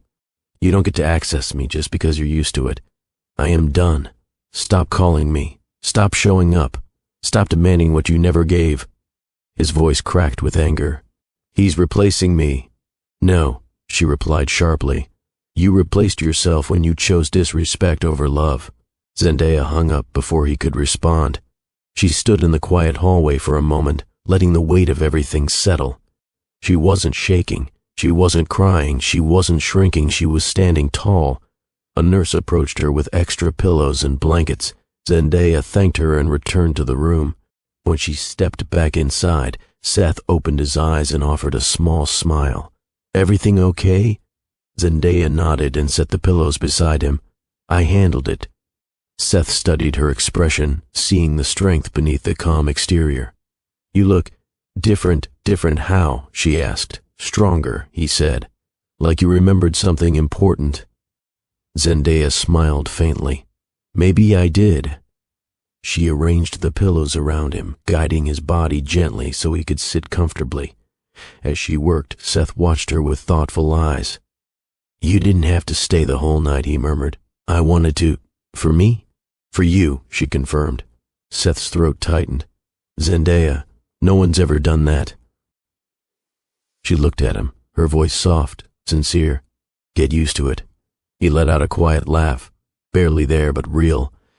His chest rose and fell with a steady rhythm, his body finally relaxing. Zendaya pulled the blanket up to his waist and sat back in the chair. She reached for his hand again, and Seth laced their fingers together without hesitation. Slowly, his eyes drifted closed, but even as he drifted off, his grip on her hand remained steady, and his last conscious thought, one he would never admit aloud yet, was simple and impossible to ignore. He was falling in love with her. Quietly, slowly, in a way he couldn't control. Zendaya watched him sleep, her heart softening in ways she hadn't expected. She stayed by his bedside the entire night, barely moving, barely blinking, because she didn't want to miss a single moment. For the first time in years, she wasn't afraid of a man's touch, presence, or energy. Seth made her feel safe, and she was starting to feel something she didn't want to name just yet, but something real, something honest, something that might finally be hers. When morning light filtered into the hospital room, Zendaya was still sitting upright, her back pressed against the chair, Seth's hand resting lightly in hers. She hadn't slept much, maybe 20 minutes here and there, but exhaustion never once convinced her to leave his side. Seth stirred slowly, his eyelids fluttering open in small, careful movements. When he turned his head and saw her there, a softness crossed his expression. "You stayed," he whispered, voice raspy from sleep. Zendaya stretched her fingers slightly but didn't let go of his hand. "I told you I would." His gaze lingered on her face, tracing the faint tiredness beneath her eyes. "You must be exhausted. A little," she admitted. "But you're worth it." The words slipped out naturally, surprising them both. Seth's breath caught, not dramatically, but enough for her to notice. He looked away for a moment, gathering himself. "I'm not used to someone choosing me like that," he said softly. "Get used to it," she said, repeating what she had told him last night, "because I'm not doing things halfway anymore." Seth exhaled slowly. "I don't know what I did to deserve that kind of attention." Zendaya tilted her head. "You saved my life. I would have done that for anyone. You cared about what happened afterward," she countered. "That's different." He didn't argue. He couldn't. His heart warmed in a way that felt new, alarming, and comforting all at once. Before either of them could say anything else, a nurse entered. "Good morning. Looks like you two made it through the night." Zendaya smiled politely. Seth attempted a small grin. After checking his vitals, the nurse said, "If everything looks stable in the next few hours, we'll discharge you." Zendaya perked up. "Great." Seth's eyes widened slightly. "Already?" "Don't worry," she said gently. "I'm not letting you go home alone." He laughed under his breath. "I figured." The nurse left, and Zendaya stretched her legs. "I'm going to grab us some food from downstairs, real food, not hospital trays." Seth nodded. "Okay." When Zendaya stepped out, Seth sank back into the pillows, staring at the ceiling. He brought a hand to his chest, not because of pain, but because of the realization forming inside him. He didn't want her to leave. Ever. By early afternoon, Seth was discharged. Zendaya walked at his side, one hand near his arm, but not touching unless he needed it. She carried his small bag while he moved carefully, still a bit unsteady. Once outside, the crisp Oakland air felt refreshing. Zendaya guided him to her car. "You sure you don't need to go home?" she asked. "I need rest," he said, "but I'd prefer not to do that alone." She understood. She opened the passenger door for him, and he eased in slowly. During the short ride, silence filled the space, not heavy but thoughtful, comfortable. When she pulled into her apartment complex, he looked around. "This is where you live." "Yes," she smiled. "Welcome to my world." Her world was warm, small, simple, but filled with character. Plants lined the window. A record player sat on a shelf, a soft throw blanket draped over the couch. A candle burned faintly in the corner. Seth stepped inside slowly, taking it all in. "It feels like a home." Zendaya raised a brow. "You say that like yours doesn't." He hesitated. "Mine is clean, organized, quiet, but not warm." She nodded, sensing more beneath his answer. "Sit," she said. "I'm going to cook." Seth settled on the couch, leaning back carefully. "Cook? For me?" "For us," she corrected. "You need real food after everything." A faint smile crept onto his lips. "I've never had someone cook for me before. Not like this." Zendaya paused. "Not even growing up?" "Not with care," he admitted. "Meals were always prepared, served, but no one ever asked what I liked." Zendaya's heart softened again. "Well, today's different." Zendaya tied her hair up and moved around the kitchen with ease. She pulled out seasonings her grandmother taught her to use, chopped vegetables, warmed oil in a pan, and prepared a dish she grew up loving. Something with spice, flavor, comfort. As she cooked, Seth watched her, mesmerized by how natural she looked. Her shoulders relaxed, her movements flowed. She hummed softly to herself like she felt safe. And he realized something. He liked seeing her like this. Zendaya noticed him watching. "What?" Seth shook his head. "I've never seen someone cook like they're painting." She laughed. "Cooking is art. Anyone can follow instructions. Not everyone can cook with heart." He leaned back, letting her words sink in. When she plated the food and brought it to the coffee table, Seth inhaled deeply. "It smells incredible. Taste it first," she teased. "Don't hype it up before you try." He took a bite. His eyes widened. "Zendaya, this is... wow. That good?" she asked with a grin. "It tastes like comfort," he said, "like something meant to be shared." Her smile softened. "Good." They ate together, laughing between bites. "So," Zendaya said, leaning back, "tell me something about your childhood that isn't sad." Seth smirked. "Hard request. Let me dig." She chuckled. "Take your time." He thought for a moment. "When I was 8, I snuck into the neighbor's yard because they had a dog. My parents didn't allow pets, but I loved that dog. I'd pet him through the fence every day." "That's sweet," she said. "I named him even though he wasn't mine," he continued. "He was gentle, patient. I told him everything, probably more than I told people." Zendaya listened intently. "Sounds like you needed someone to talk to." "I did," he admitted. "It's strange sharing this with you." "Why?" she asked. "Because I actually want to," he said with a small laugh. "You make it easy." Zendaya looked down, suddenly shy. "I like listening to you." He exhaled slowly. "That's new for me too." They talked for another hour, about his difficult moments in Santa Barbara, the pressure of being perfect, the nights he lay awake, worrying he wouldn't live long enough to build anything meaningful. Zendaya shared her own experiences, growing up surrounded by community noise, food, music, and messy love, the way her grandmother's words carried her through heartbreak, the laughter of the salon, the comfort of Sunday services, the warmth of Oakland, even in its struggles. Their worlds were opposites, but they fit together in that small living room. As the evening quieted, Zendaya stood to gather dishes, but Seth placed his hand on her wrist lightly. "I can help," he offered. "You can sit," she insisted. He smiled. "All right." When she returned from the kitchen, she found Seth looking at a record shelf. "You have some great artists here," he said. "My dad influenced a lot of it," she replied. Seth touched the vinyl he bought her earlier. "Have you listened to it yet?" "I wanted to wait," she said. "It feels like something that deserves a special moment." His eyes softened. "This moment feels special." Zendaya blinked, caught off guard. "It does," she whispered. She walked over to the record player, unwrapped the vinyl, and placed it gently on the turntable. When the first few notes filled the room, something warm and delicate settled between them. They sat together on the couch, closer than before. Seth's breathing had steadied. Zendaya's nerves had calmed. The music became a quiet backdrop, weaving around them like a tender blanket. "Do you feel okay?" she asked. Better than I have in a long time, he said. Good. Seth turned his head and studied her profile, the way her eyes softened when she listened, the way she exhaled with contentment. He couldn't remember the last time someone made him feel safe enough to relax, to exist without pretending, to breathe without fear. And he knew, without question, that he wanted to protect her happiness in whatever way he could. Not because he felt obligated, but because she deserved that kind of care, and he wanted to be the one to give it. Zendaya glanced at him. What are you thinking about? Seth hesitated. Something I'm not ready to say yet. She nodded, respectful of his pace. When you're ready, I'll be here. He looked at her, really looked at her, and a small smile tugged at his lips. I know. The rest of the night unfolded in comfortable silence, the kind of silence that felt intentional, trusting, intimate. When Seth finally stood to leave, Zendaya walked him to the door. Promise me you'll rest, she said. I will, he assured her.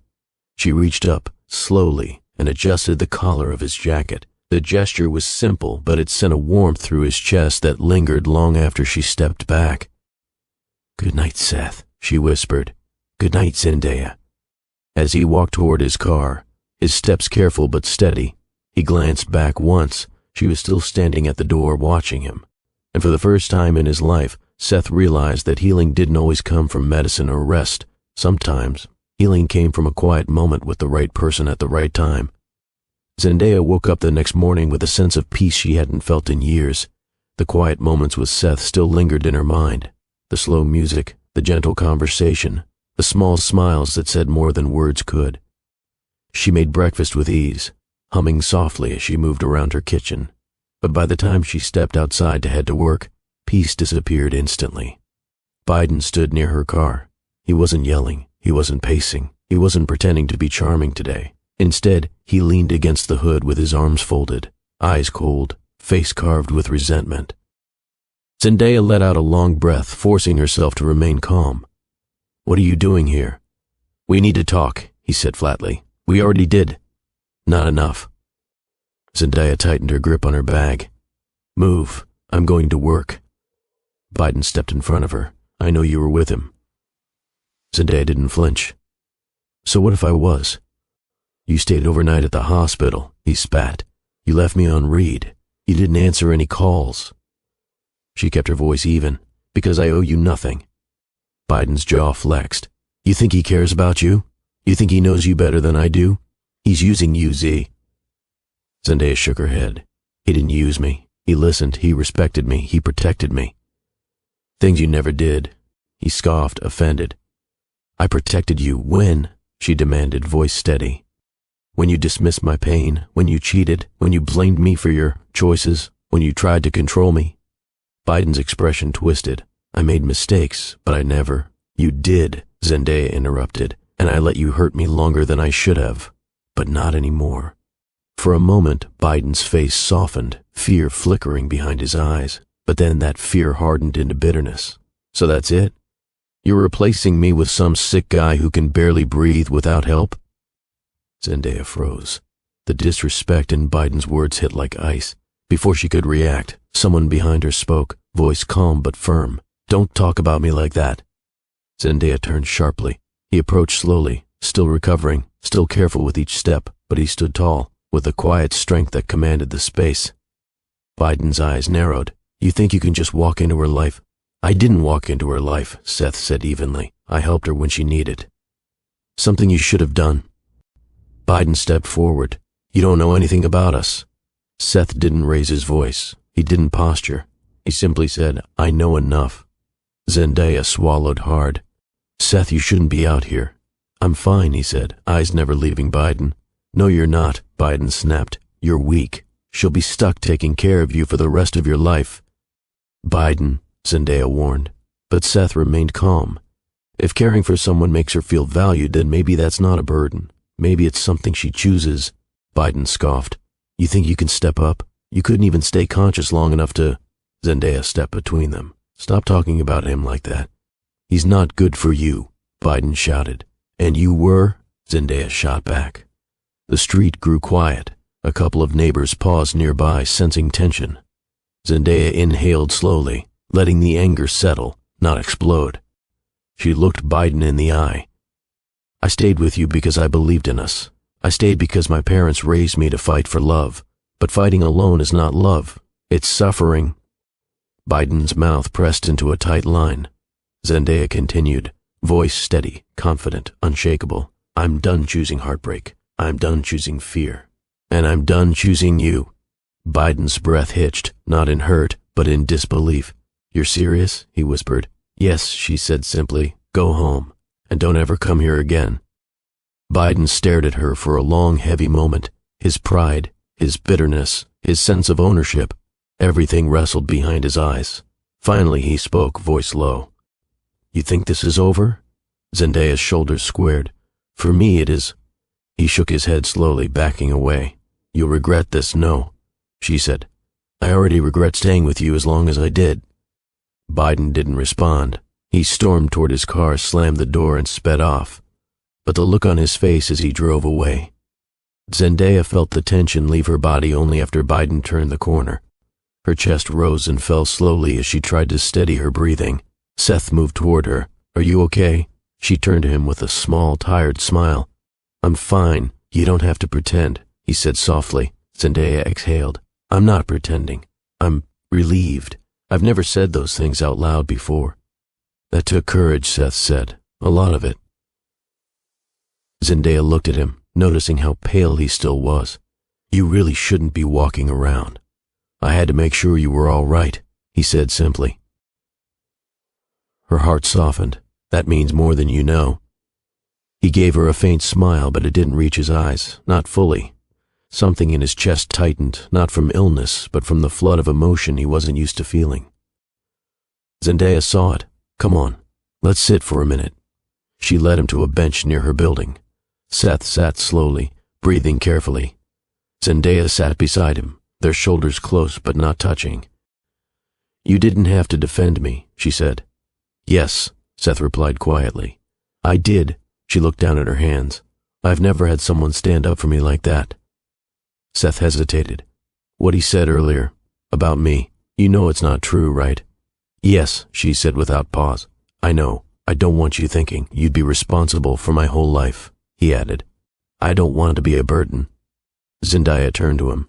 Seth, you're not a burden. You're a man dealing with something real, and you're handling it with more strength than you give yourself credit for.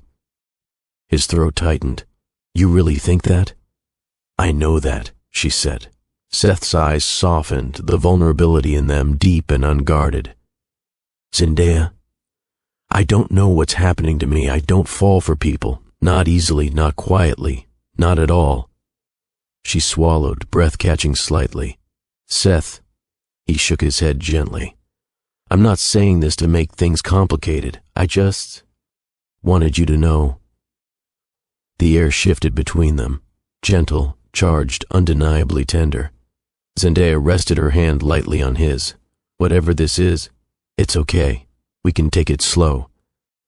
Seth let out a breath he hadn't realized he was holding. Okay, she squeezed his hand gently. Let me get you home. You need rest. He nodded. But as they stood and walked toward her car, neither of them saw the dark sedan parked 2 blocks away. Inside, Biden sat gripping his steering wheel tightly, jaw clenched, eyes burning with resentment. His voice was barely above a whisper. So that's how it is. He watched Zendaya help Seth into the passenger seat. She really thinks she's done with me. He leaned back in the seat, bitterness crawling across his expression. She has no idea what's coming. He started the engine, planning what he would do next. Zendaya's Saturday morning began quietly. The sun had barely risen, painting her room with a soft glow. She stretched slowly, still feeling the emotional weight of the confrontation with Biden the day before. But something inside her felt different now. Stronger, straighter, firmer. She walked into the kitchen, fixed herself a cup of tea, and sat at her small dining table. She took a slow sip, letting the warmth settle her nerves. She opened her laptop to check her emails, something she usually avoided on weekends, but today she needed a distraction. She clicked through spam, newsletter updates, a coupon for a grocery store she rarely visited. Then she froze. A subject line caught her eye. Payment received. Thank you for clearing your balance. She clicked the email. At the top, her name. Below it, the number she didn't think she'd see in her lifetime. Remaining balance, $0 account status, fully paid. Zendaya's breath caught. Her medical debt, the one she'd been carrying ever since Biden dragged her into a series of doctor visits for his mistakes, the one that collected interest like it had a personal vendetta, was gone. Her chest tightened, not in pain but in disbelief. She read the email again, then again. No sender name, no details, no clue who paid it. Her hands trembled as she reached for her tea. Impossible, she whispered. She stood abruptly and paced through her apartment. No, there's no way. This has to be a mistake. But when she checked her patient account online, the same message glowed across the screen. Account cleared. Paid in full. Zendaya sank onto the couch, her mind racing. You don't have this kind of money, she told herself. You didn't win anything. Nobody in your family can drop thousands like this. Her heart thudded as possibilities flashed through her mind, but only one made her pause. Only one made her breathe, slower, heavier, deeper. She shook her head instantly. No. He wouldn't. He shouldn't. But the thought wouldn't leave. She hadn't told him about her debt, had she? She replayed their conversations. She'd never complained about money around him. She'd never said anything that would lead him to discover it. Still, her intuition whispered something she wasn't ready to name. After calming herself, Zendaya decided to take a walk around her neighborhood to clear her thoughts. The sky was cloudless, and kids were playing hopscotch near the sidewalk. A group of older men argued over basketball predictions at the corner store. Music drifted out of a barber shop. Oakland was awake and loud, just like always. As Zendaya approached her car, her dented car, the one she still hadn't gotten around to fixing, she slowed. Her breath stopped. The dent was gone. She blinked twice. The dent from the accident, the scrape from months ago, the cracked taillight, everything was repaired. Her car looked brand new. She walked slowly around it, touching the shiny paint, the smooth panel, the polished finish. The repairs looked high-end, not local shop quality. Her heart hammered. No, she whispered. This can't be real. She crouched to look at the wheels, cleaned. She checked the mirror, fixed. Her door handles, untouched but polished. She stood back up, gripping her chest lightly. She hadn't set foot in a repair shop since the accident. She hadn't scheduled anything. She hadn't paid for anything. Someone had taken her car, fixed everything, and returned it exactly where she left it. She pulled out her phone, searching for any alerts she might have missed. Nothing. Zendaya leaned against her now perfect car and inhaled deeply, slow, grounding steady. 2 huge financial burdens, gone, in one morning. By no coincidence. Later that afternoon, Zendaya visited the wellness center to help set up for Monday's activities. She liked coming in early when the building was quiet, the way the empty halls carried echoes, the soft hum of old vents, the stillness before the week began. She walked toward her office and noticed a small envelope taped to her door. It had the center's logo on the corner. Inside was a printed memo. Congratulations. Your youth mentorship program has been fully funded for 12 months. Her knees weakened. She read on. Zendaya pressed a hand to her mouth. The program she'd been begging the city to support. The program she'd been writing grants for. The program she poured her passion into but couldn't get approved. Fully funded. Just like that. Tears welled in her eyes, but she blinked them back. She scanned the note again and again. Anonymous donor, anonymous. Zendaya closed her eyes and whispered, "Why is this happening? Who would even—" But she already knew the truth. Seth sat at his kitchen counter, elbows resting on the cool surface, staring at his phone. He hadn't called Zendaya. He hadn't texted. He hadn't even opened his blinds. He knew she'd start noticing things. He knew she'd figure it out eventually. Part of him hoped she wouldn't. Part of him hoped she'd never ask. He didn't help her because he expected anything back. He didn't do it for praise. He didn't do it to impress her. He did it because he couldn't stand watching someone as good as Zendaya carry the weight she carried, alone. He did it because she had lived too long without someone on her side.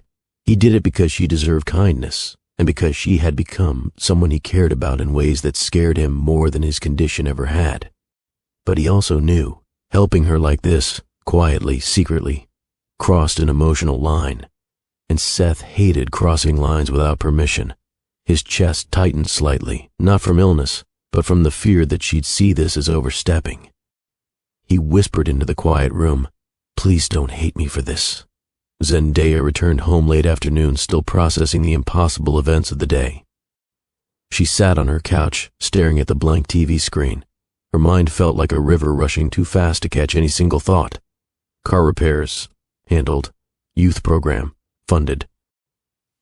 None of it made sense, except one truth rising louder and louder inside her. Seth did this. He had to. She grabbed her phone and hovered her thumb over his name. But she didn't call. Not yet. Her emotions were too tangled. Gratitude, confusion, appreciation, frustration, disbelief. She whispered to herself, why would he do all this? Because he cared. Because he saw her struggle. Because he wanted to give her a life she deserved. Because he wanted to be someone she could lean on. Her chest tightened. She thought of the nights she stayed awake worrying about bills, the days she skipped meals just to stretch her paycheck, the hours she spent trying to save the community program, the shame she carried quietly, the exhaustion she hid from everyone, including Seth. And now, it was all gone. Tears burned her eyes, but she wiped them quickly. "This isn't charity," she whispered. "This is personal." She stood abruptly, pacing. "But he should have told me. He shouldn't have done all of this alone." Her voice softened, "But he's never really had anyone to lean on either." Zendaya pressed a hand to her chest, overwhelmed. She needed to see him. She needed to talk to him. She needed answers, but she also needed to breathe. She grabbed her keys and stepped outside, taking a slow walk through her neighborhood. Evening had settled in, and the scent of someone grilling chicken drifted through the air. Kids played tag in the parking lot. A woman watered her plants from her balcony. Zendaya walked past all of it, feeling the tension in her chest tighten and loosen at the same time. She stopped near a row of old apartment buildings and sighed deeply. "I don't know what to feel," she whispered. "Grateful, frightened, angry, touched, everything at once." A text buzzed. "Seth, how are you feeling today? Any better?" Zendaya stared at the message for a long moment. She typed slowly. "Zendaya, can we talk? Soon?" There was a pause, maybe 10 seconds, though it felt like a minute. "Seth, yes, anytime. Just tell me when." She swallowed, feeling the tension rise in her throat. "Zendaya, tomorrow." "Seth, okay, I'll be there." She slid her phone into her pocket and looked up at the sky. The stars were faint but present, scattered among the city lights. She whispered, "This changes everything." And for the first time that day, she felt something she hadn't felt in a long time. Hope, fear, and anticipation, all tangled together, because whether she was ready or not, tomorrow, she would confront the man who saved her life, helped her heart heal, lifted burdens she never asked him to carry. And she would finally ask him one question. "Why did you do it?" Zendaya barely slept that night. She tossed and turned, her mind circling the same questions like a wheel she couldn't step off. Every time she closed her eyes, she saw her repaired car. She saw the debt confirmation email. She saw the community program funding announcement. She saw Seth. The way he looked at her, the way he listened, the way he cared quietly, too quietly. Zendaya sat up in bed around 5 a.m., pressing her palm to her forehead. "I need answers," she whispered into the dim room. The sun rose slowly, coloring the sky in shades of orange and gold. By the time Zendaya showered, got dressed, and walked into her living room, her nerves were wound tight. She checked the clock. 9:13 a.m. She texted him. "Zendaya, can you meet me? Same cafe near the lake?" His reply was immediate. "Seth, I'll be there in 20 minutes. Zendaya tucked her phone into her bag and took a slow breath before leaving her apartment. The cafe near Lake Merritt was quiet at this hour. A few people sat with laptops open. A man read a newspaper by the window. A young couple whispered to each other over coffee. Zendaya chose a seat in the back, away from the windows. Her heart beat unevenly, not from fear but from the weight of truth she was about to uncover. 5 minutes later, Seth walked in. He looked tired, still recovering, but he also looked determined. The moment his eyes found her, his expression softened with relief. "Good morning," he said, voice gentle. "Morning," Zendaya replied, trying to steady her breath. He approached slowly, unsure. "Can I sit?" He took the seat across from her, his posture careful, his breathing controlled. It was clear he was studying her face, trying to read her mood, trying to guess what this meeting was really about. Zendaya cleared her throat. "I want to ask you something." Seth nodded. "Anything. I'm going to need you to be honest." "I will," he said quietly. She inhaled deeply. "Did you do something to help me? Financially?" Seth's expression didn't change, but the slight shift in his eyes gave him away. "What kind of help?" he asked softly. Zendaya inhaled sharply. "My medical debt, my car repairs, my youth program at the center, all of it." She leaned closer. "Seth, was that you?" Silence settled between them, thick and heavy. Seth's eyes lowered, his jaw tightening almost imperceptibly. His fingers curled slightly on the edge of the table. Zendaya swallowed. "Please don't lie to me." He looked up then, straight into her eyes, no shields, no evasions. "Yes," he whispered. Her breath caught. She had known it. She'd felt it in her bones, but hearing it out loud still sent a wave of shock through her chest. "Why?" she asked, voice trembling. Seth's face pinched with emotion. "Because you deserved relief, because you've been carrying too much alone, because when I saw you struggling, it hurt in a way I didn't expect." Zendaya shook her head. "Seth, you can't just do things like that without telling me." "I know," he said. "I just didn't want you to feel obligated to me. I didn't want you thinking you owed me anything." "Owe you?" she repeated, almost incredulous. "You think that's what this is about?" His voice softened. "I didn't want to be another person who controlled your life." Zendaya blinked hard. That hit deeper than she expected. "You're not controlling me," she said. "You're helping me, but you should have talked to me first." "I was afraid you'd say no." "I would've," she admitted. Seth exhaled shakily. "That's exactly why I couldn't tell you." Zendaya leaned back, overwhelmed. "Seth, you changed my whole life in 24 hours. That's a lot. Too much." "I know," he said quietly, "and I'm sorry if it feels like I crossed a line. That was never my intention." Zendaya rubbed her temples. "Then what was your intention?" He hesitated, only for a moment. "I wanted you to feel free," he said simply. "I wanted you to breathe again." Those words cut through her like a warm blade, because they were true, because they were real, because they were exactly what she needed, but never expected. She looked at him, tears forming but not falling. "You can't save me from everything." "I know," he said, "but I wanted to try. Just a little." His honesty disarmed her, but it also cracked something open. "It's overwhelming," she whispered. "I'm overwhelming," he corrected with a sad smile. She reached across the table and placed her hand on his, not holding it, just touching lightly. "You're thoughtful," she said softly, "and impulsive, and a little ridiculous. But you're not overwhelming. You're someone who cares more deeply than you think." Seth's breath shook. "I didn't want to get in the way." "You're not in the way," she whispered. "You're in my life." He stared at her, stunned. Something in him cracked open too. Zendaya didn't pull her hand back. Neither did he. The cafe noise faded around them. The clinking of cups, the hum of conversation, the soft jazz spilling from the speakers. He took a slow breath. "I've never done anything like this for anyone." "I know," she said. "I didn't know how to show I cared without overstepping." "You did overstep," she said gently. "But for the right reasons." He let out a fragile laugh. "That's a terrible justification." "It's the truth," she replied. Seth's eyes glistened, not with tears, but with something raw, something honest, something he'd kept buried for too long. "I didn't want you to think I expected anything from you," he said. Zendaya shook her head slowly. "I know. That's why I'm not angry." He inhaled shakily. "Then what are you?" She searched for the right word. "Seen," she whispered. Seth froze, and scared, she added quietly. His voice softened to a whisper. "Of me?" "No," she said. "Of how much this means." His jaw clenched, not from pain, but from emotion he didn't know how to manage. They stayed like that for a long moment, hands touching, hearts racing, breaths uneven. Then Zendaya said softly, "Look at me." Seth lifted his eyes. "When you help me," she said, "you're not taking anything from me, you're giving. But you have to let me give something back, even if it's just honesty." His voice cracked. "I can try." "You don't have to try," she said. "Just be here."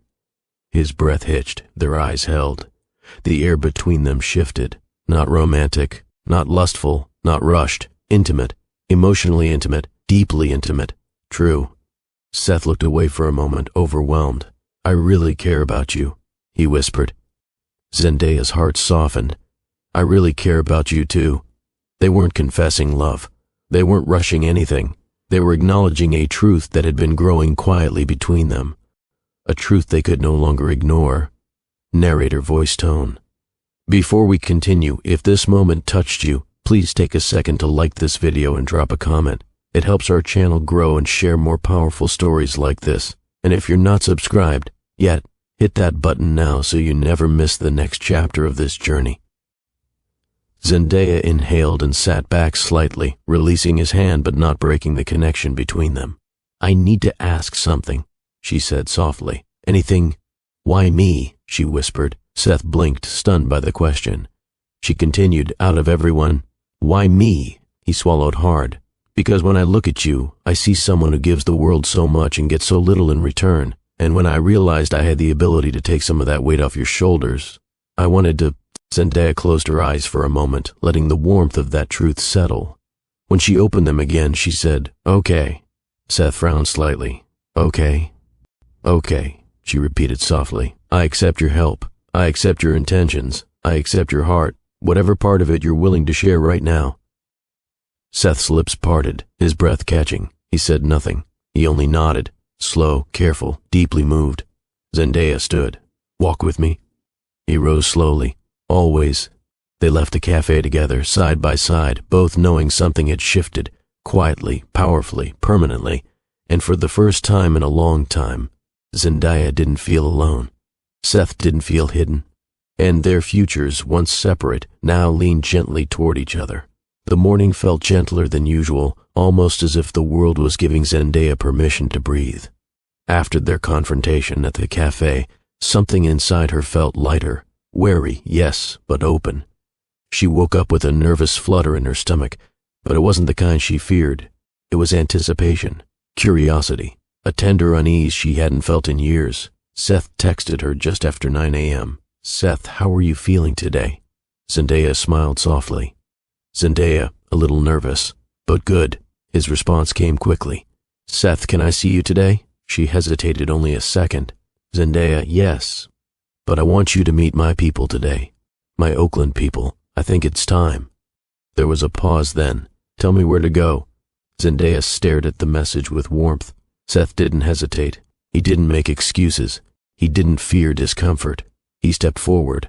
That alone made her chest tighten in a way she wasn't prepared for. Zendaya wore jeans, a fitted black top, and hoop earrings big enough to make her aunties proud. She greeted neighbors as she headed down the sidewalk. Music filled the streets. Old school R&B playing from portable speakers. Kids raced bikes along the curb. A group of women set up folding tables with foil pans of food, barbecue chicken, collard greens, macaroni, cornbread. This was home. This was the world that raised her. This was where she learned strength. She spotted Seth's car turning onto the street, clean, polished, quiet. He parked carefully, looking around with polite uncertainty. When he stepped out, he looked unmistakably out of place, button-down shirt, dress shoes, hair perfectly styled. He paused for a moment, clearly absorbing everything, the noise, the voices, the culture, the rhythm. Zendaya walked up to him, trying not to smile too widely. You okay? I think so, Seth said with a slow breath. This is a lot. You'll be fine, she said with a playful nudge. Just don't look scared. I'm not scared, he insisted. Zendaya raised a brow. You blink too fast. That's a scared blink. Seth chuckled softly, and the sound eased her nerves too. Together, they walked toward the crowd. Heads turned immediately. Aunt Shonda, with her colorful headscarf and sharp eyes, whispered loudly to Aunt Loretta, Z brought a man, and he ain't Biden? Oh, I need to sit down. Seth whispered, they're staring. Zendaya whispered back, relax. They stare at everybody. But she knew the truth, they were studying him. Aunt Loretta approached first, hands on her hips. Zendaya, introduce this nice, young man. Zendaya inhaled slowly. Aunt Loretta, this is Seth. Seth extended a polite hand. It's a pleasure to meet you. Aunt Loretta looked at his hand, then at his face, then back at his hand, before shaking it with unnecessary force. You got a firm grip, she said. Good. Weak handshakes irritate me. Yes, ma'am, Seth replied. Aunt Shonda approached next. You the one checking on my baby girl at her job? Seth nodded. Yes, ma'am. You the one almost collapsed in the street? Seth blinked. Yes, ma'am. You the one who funded that youth program? Zendaya froze. Seth looked panicked.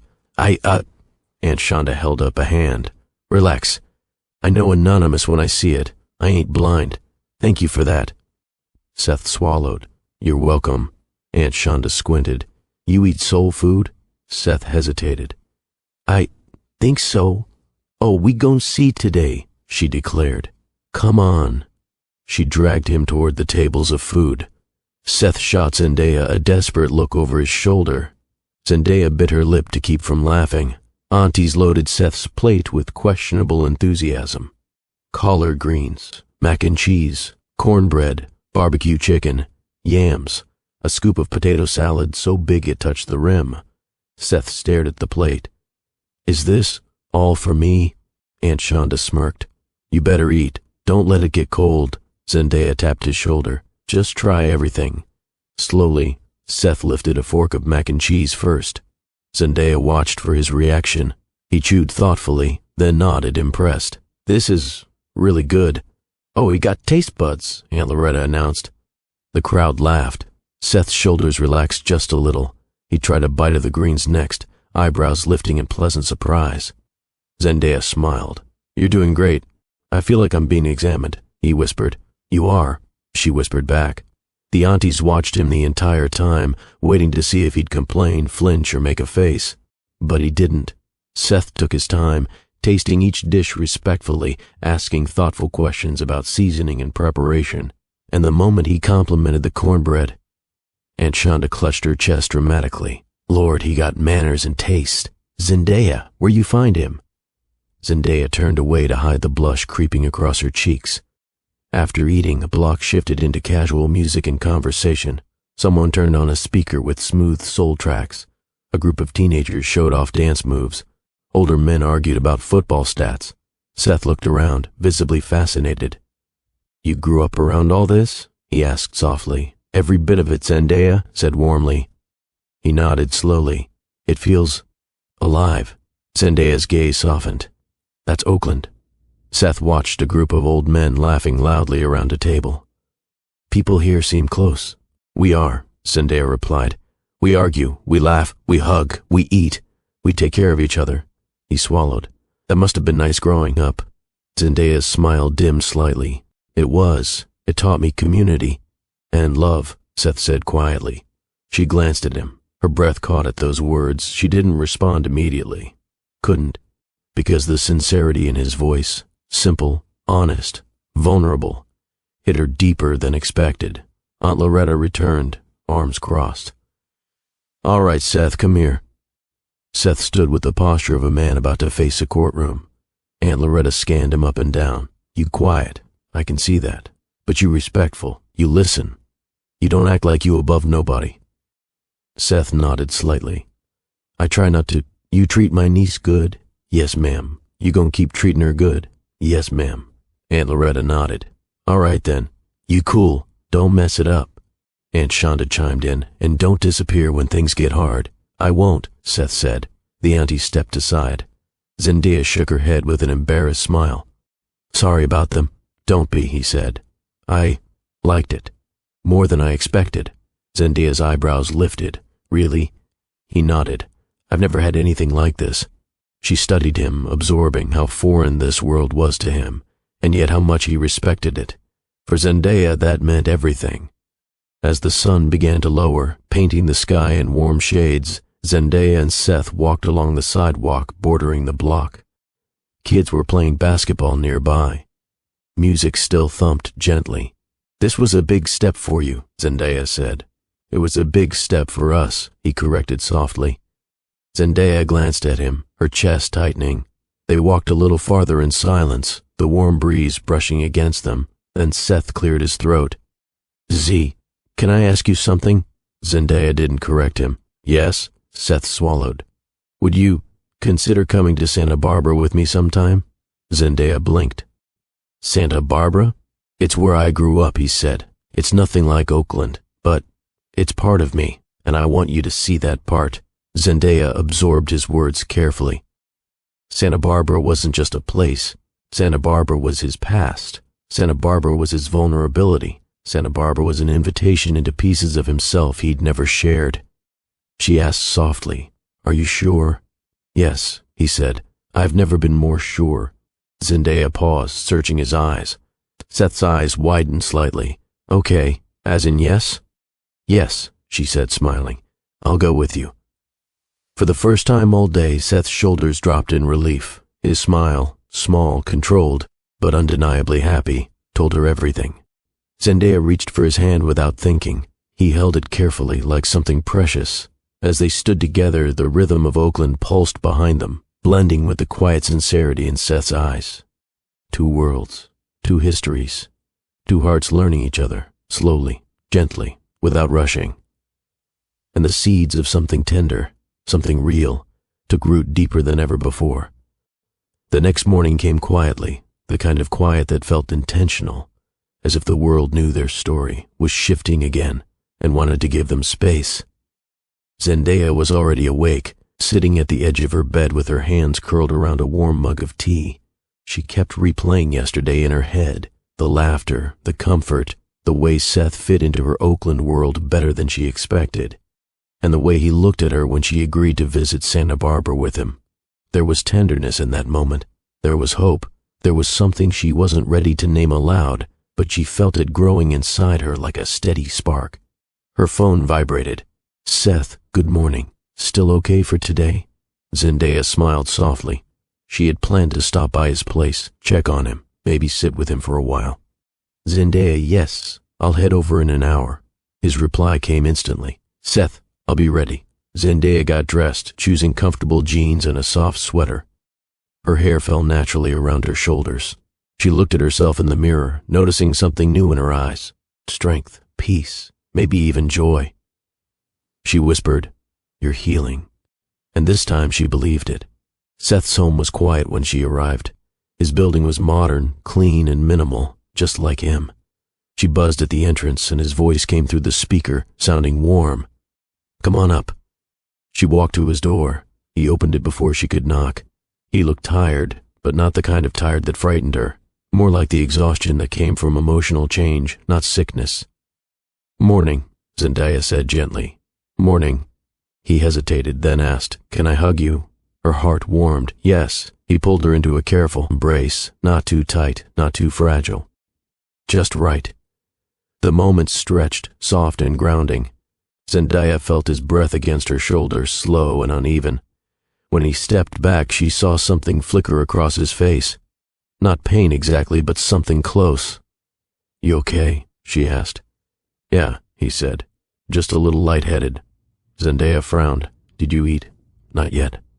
Let's fix that. She moved past him into the kitchen without waiting for permission. Seth followed, leaning lightly on the counter as she opened his refrigerator and began pulling out ingredients. You don't have to cook, he said. You need food, she replied simply. Seth watched her move around the kitchen, confident, calm, completely at home in a space that wasn't hers. He liked it, more than liked it. Something about Zendaya grounding herself in his world made him feel less like a man living behind glass walls. She fixed eggs, toast, and fruit, sliding the plate to him. Sit. He obeyed with a soft smile. As he ate, Zendaya leaned against the counter, sipping water. You're staring at me, Seth murmured. I'm watching, she corrected. There's a difference. Seth chuckled, shaking his head, but the laughter faded quickly. He gripped the fork a little tighter. His breathing grew shallow. His shoulders tensed. Zendaya moved instantly. Seth? He set the fork down and pressed a hand to his chest. It's okay. It happens sometimes. Just a flare. Zendaya stepped close. Breathe with me. I'm trying, he whispered.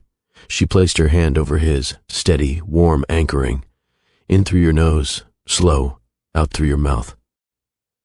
He followed her rhythm. Slow inhale, slow exhale.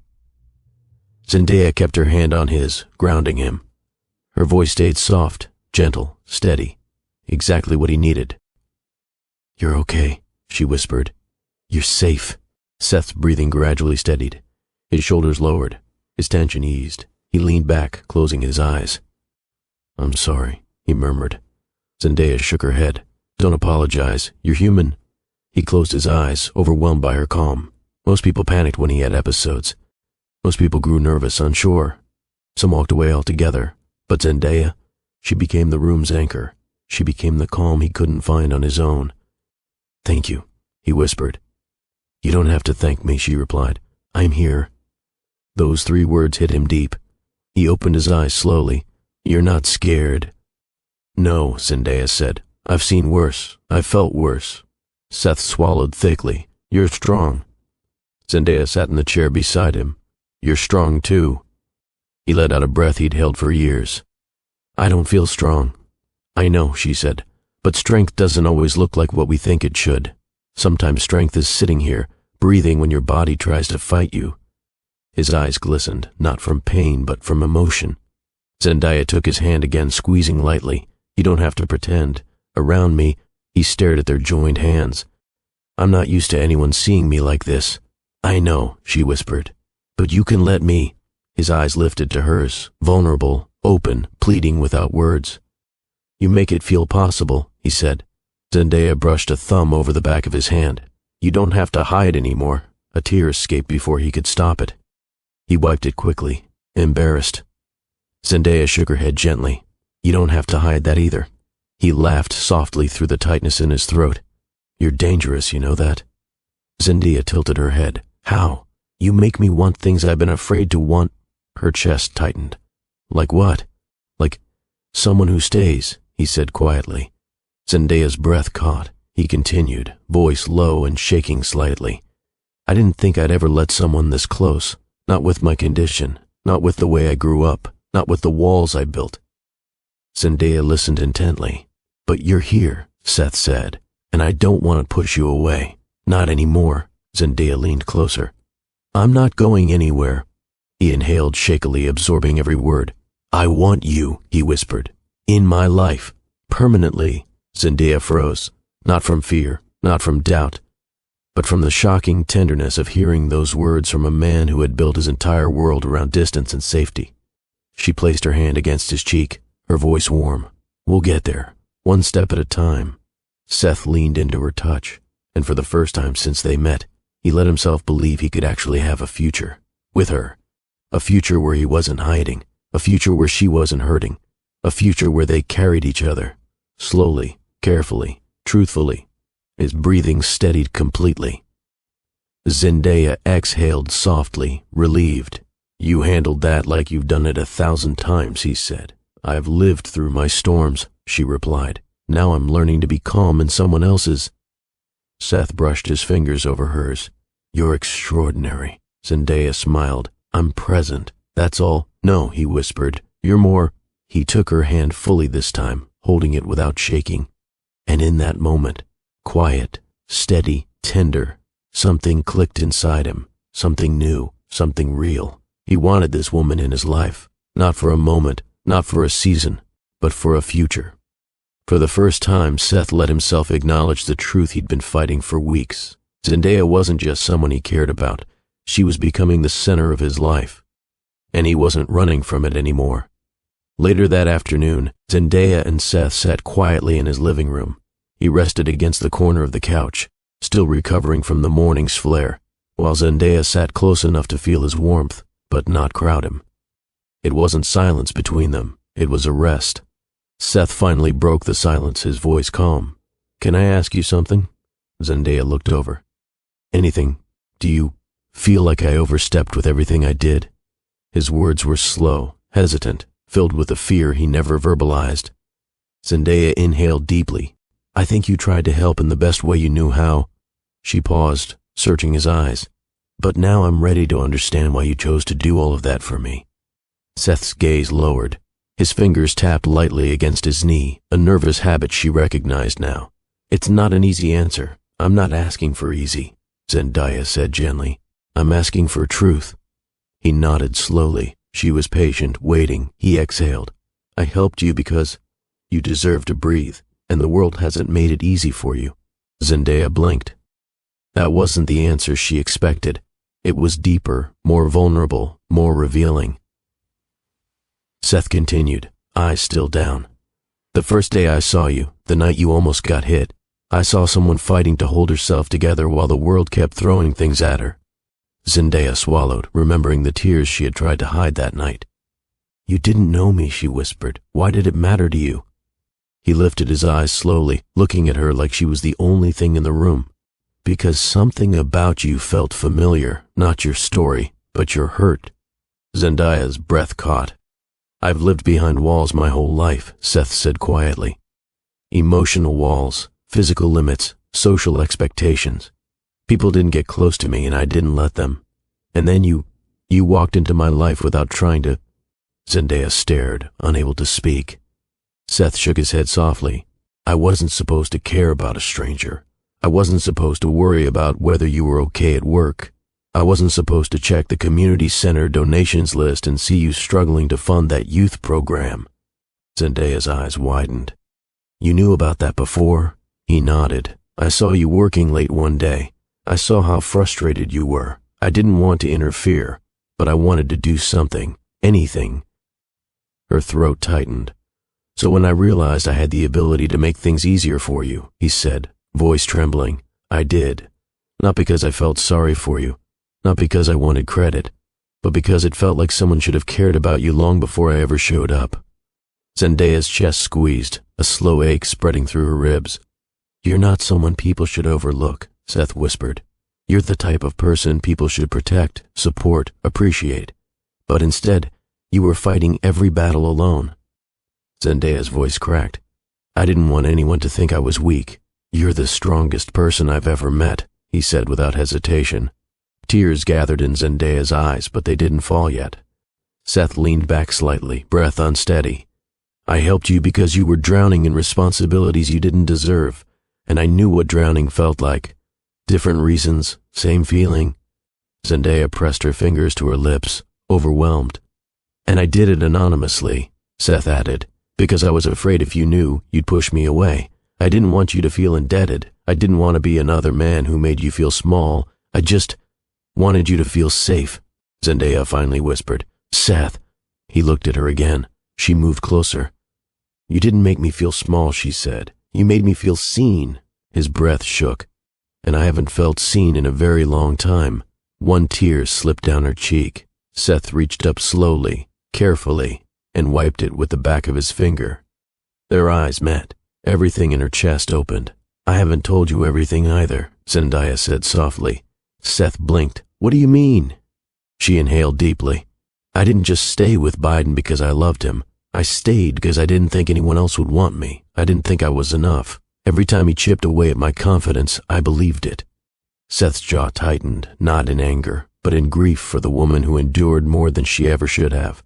I thought I wasn't worth something better, Zendaya continued. Until you. Seth's breath caught. Zendaya, you made me remember who I was, she said. You didn't try to fix me. You didn't tell me what to do. You just showed up, quietly, consistently. Her eyes softened. You made me believe love doesn't have to hurt. Seth felt something shift behind his ribs, sharp and warm at the same time.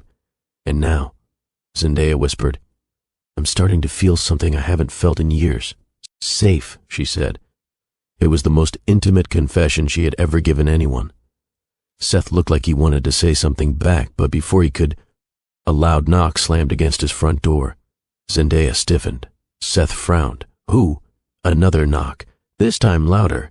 Zendaya! Biden's voice cut through the hallway. Zendaya closed her eyes. Not again. Seth stood slowly, steadying himself. Zendaya grabbed his arm instinctively. Don't push yourself. I'm not, he assured her. But I'm not letting him talk to you like that, Biden shouted again, punching the door harder. I know you're in there. Open this door. Zendaya stepped forward, anger rising. She'd had enough. But Seth gently stopped her. Let me handle this. He stepped to the door, opened it halfway, and blocked Biden from entering. Biden's face twisted with rage. You think you can just... Stop, Seth said calmly. Move out of my way, Biden snapped. No, Seth replied, firm, unshaken. Biden scoffed. You don't scare me. You're not supposed to be scared, Seth said. You're supposed to respect boundaries. Biden glared. Where's Zendaya? Seth didn't move. Not available to you. Biden's face reddened. She's not yours, Seth said sharply. She's not your property, your backup plan, or your emotional punching bag. Zendaya watched him from behind, chest swelling. You don't speak to her unless she chooses to speak to you, Seth continued, voice steady. And she doesn't choose that. Biden's jaw twitched. And you don't come here again, Seth added. Not ever. Biden's eyes flicked toward Zendaya behind Seth. So this is your new man? A weak, sick. Seth stepped forward, not aggressively, just decisively. Say whatever you want about me, he said, but you don't speak about her like that again. Something in Seth's tone, quiet, unwavering, made him step back involuntarily. Biden glared at Zendaya one more time, but she didn't flinch. She didn't look nervous. Biden scoffed. You'll regret this, Zendaya said clearly. The only thing I regret is loving you longer than you deserved. Biden's face cracked. He turned sharply and stormed down the hall. Zendaya exhaled slowly. Seth closed the door, leaned against it, and took a slow breath. Zendaya rushed to his side. Are you okay? He nodded, still breathing carefully. I'm fine. She cupped his face with both hands. You didn't have to protect me like that. Yes, he whispered, eyes soft. I did. Zendaya's voice dropped to a trembling whisper. Why? Seth brushed a hand over her cheek. Because I love you. Zendaya froze, not in fear but in the overwhelming warmth of hearing the truth she'd been feeling herself. Seth's voice remained soft. I know it's early. I know we're still healing. I know we're pacing ourselves. But I love you, quietly, deeply, and I'm not afraid of it anymore. Zendaya felt her eyes fill, her heart open, her breath catch. She whispered back, I love you too. They didn't kiss, they didn't rush, they held each other, foreheads touching, breaths mingling. Healing finally becoming something mutual, love finally becoming something spoken. The next morning dawned softer than most. Sunlight slipped through Zendaya's curtains, brushing gently across her face like a quiet reminder that something big had shifted inside her. She lay for a moment, staring at the ceiling, replaying the night before, the confession, the vulnerability, the way Seth said love like it wasn't something to fear anymore. Her heart felt warm, full, steady. After everything she endured, she never expected those words to reach her again, not with safety, not with tenderness, not with truth behind them. But Seth spoke them without hesitation, without a hidden agenda, without forcing or rushing. He simply said what was real, and she had said it back. Zendaya smiled to herself, a small, grateful smile that came from a deep place. She got up, showered, got dressed, and grabbed her bag as a text came in. Seth, can I take you somewhere today, somewhere important? Zendaya's pulse warmed. Zendaya, yes, I'm ready whenever you are. Seth, I'll pick you up in 30 minutes.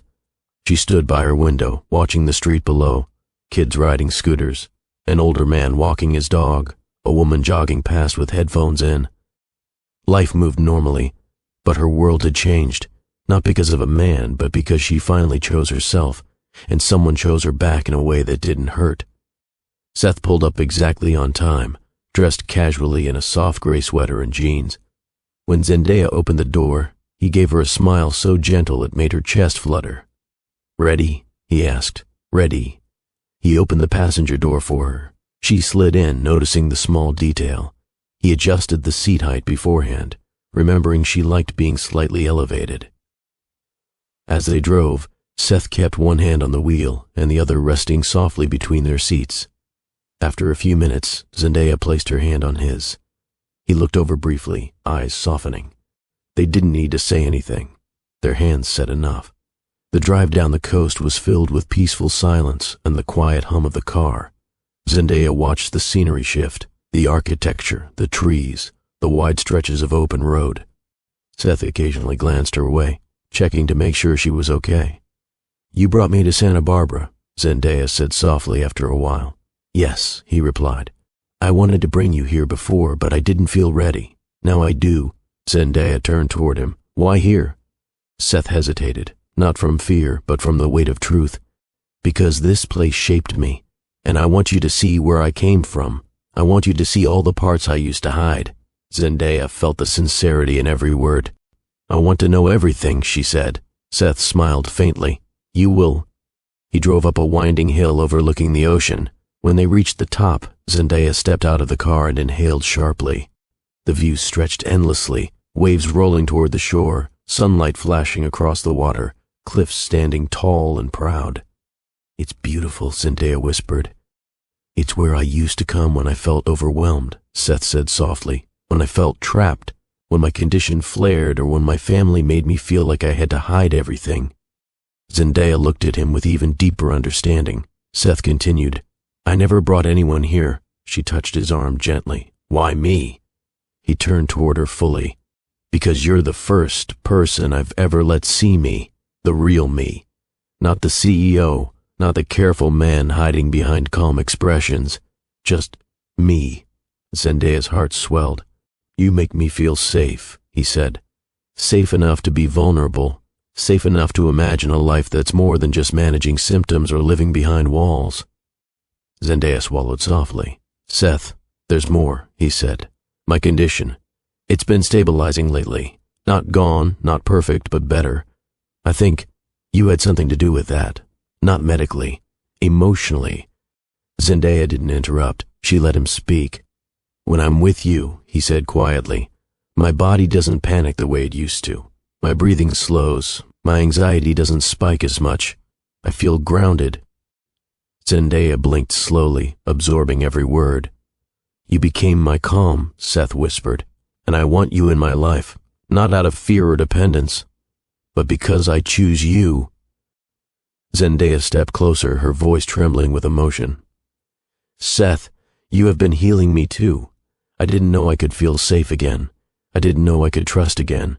I didn't know I could say I love you without breaking. She took both of his hands. You made me feel whole again, she whispered. Seth breathed in slowly, deeply, and then, without rushing, he leaned his forehead against hers. Zendaya closed her eyes, feeling his breath warm against her lips, their hands intertwined. For the first time in years, her heart didn't race from fear. It fluttered from love, pure, steady love. As they stood quietly together, Zendaya's phone buzzed. A message from Biden. Zendaya didn't respond. A second message came. Biden, I'm outside your building. Please come home. Seth watched her expression shift. Him again? Zendaya nodded slowly. Do you want to respond? Seth asked, not controlling, not pushing, just asking. No, she said firmly. A third message came, then a fourth. Zendaya exhaled sharply. I need to end this for good, she typed slowly. Zendaya, please stop contacting me. I'm done. I wish you well, but you cannot be part of my life anymore. She hit send. A moment later, a final message came through. If that man is with you, I want to speak to him. Zendaya shook her head. He still thinks he has a say. Seth placed a gentle hand on her shoulder. You don't need to respond. I know, she said. I'm done with him. She blocked his number. For the first time since her marriage collapsed, Zendaya felt finality. Real, complete finality. No guilt, no fear, no second thoughts, just closing the door. And she felt lighter. Seth exhaled softly. I'm proud of you. Zendaya turned to him. I'm proud of me too. They sat on a bench facing the ocean, hands still intertwined. Seth, Zendaya said softly, what do you want for us? He took a slow breath. I want a life where we communicate, where we grow, where we don't run from pain but walk through it together. Zendaya nodded. I want that too. I want to build something with you, Seth said. Something that doesn't erase your past or mine, but uses it. Zendaya placed her head on his shoulder. Where do we start? Here, Seth whispered. They watched the waves move in rhythmic patterns, calm and steady, like they're breathing now. The sun began to set, painting the sky in gold and lavender.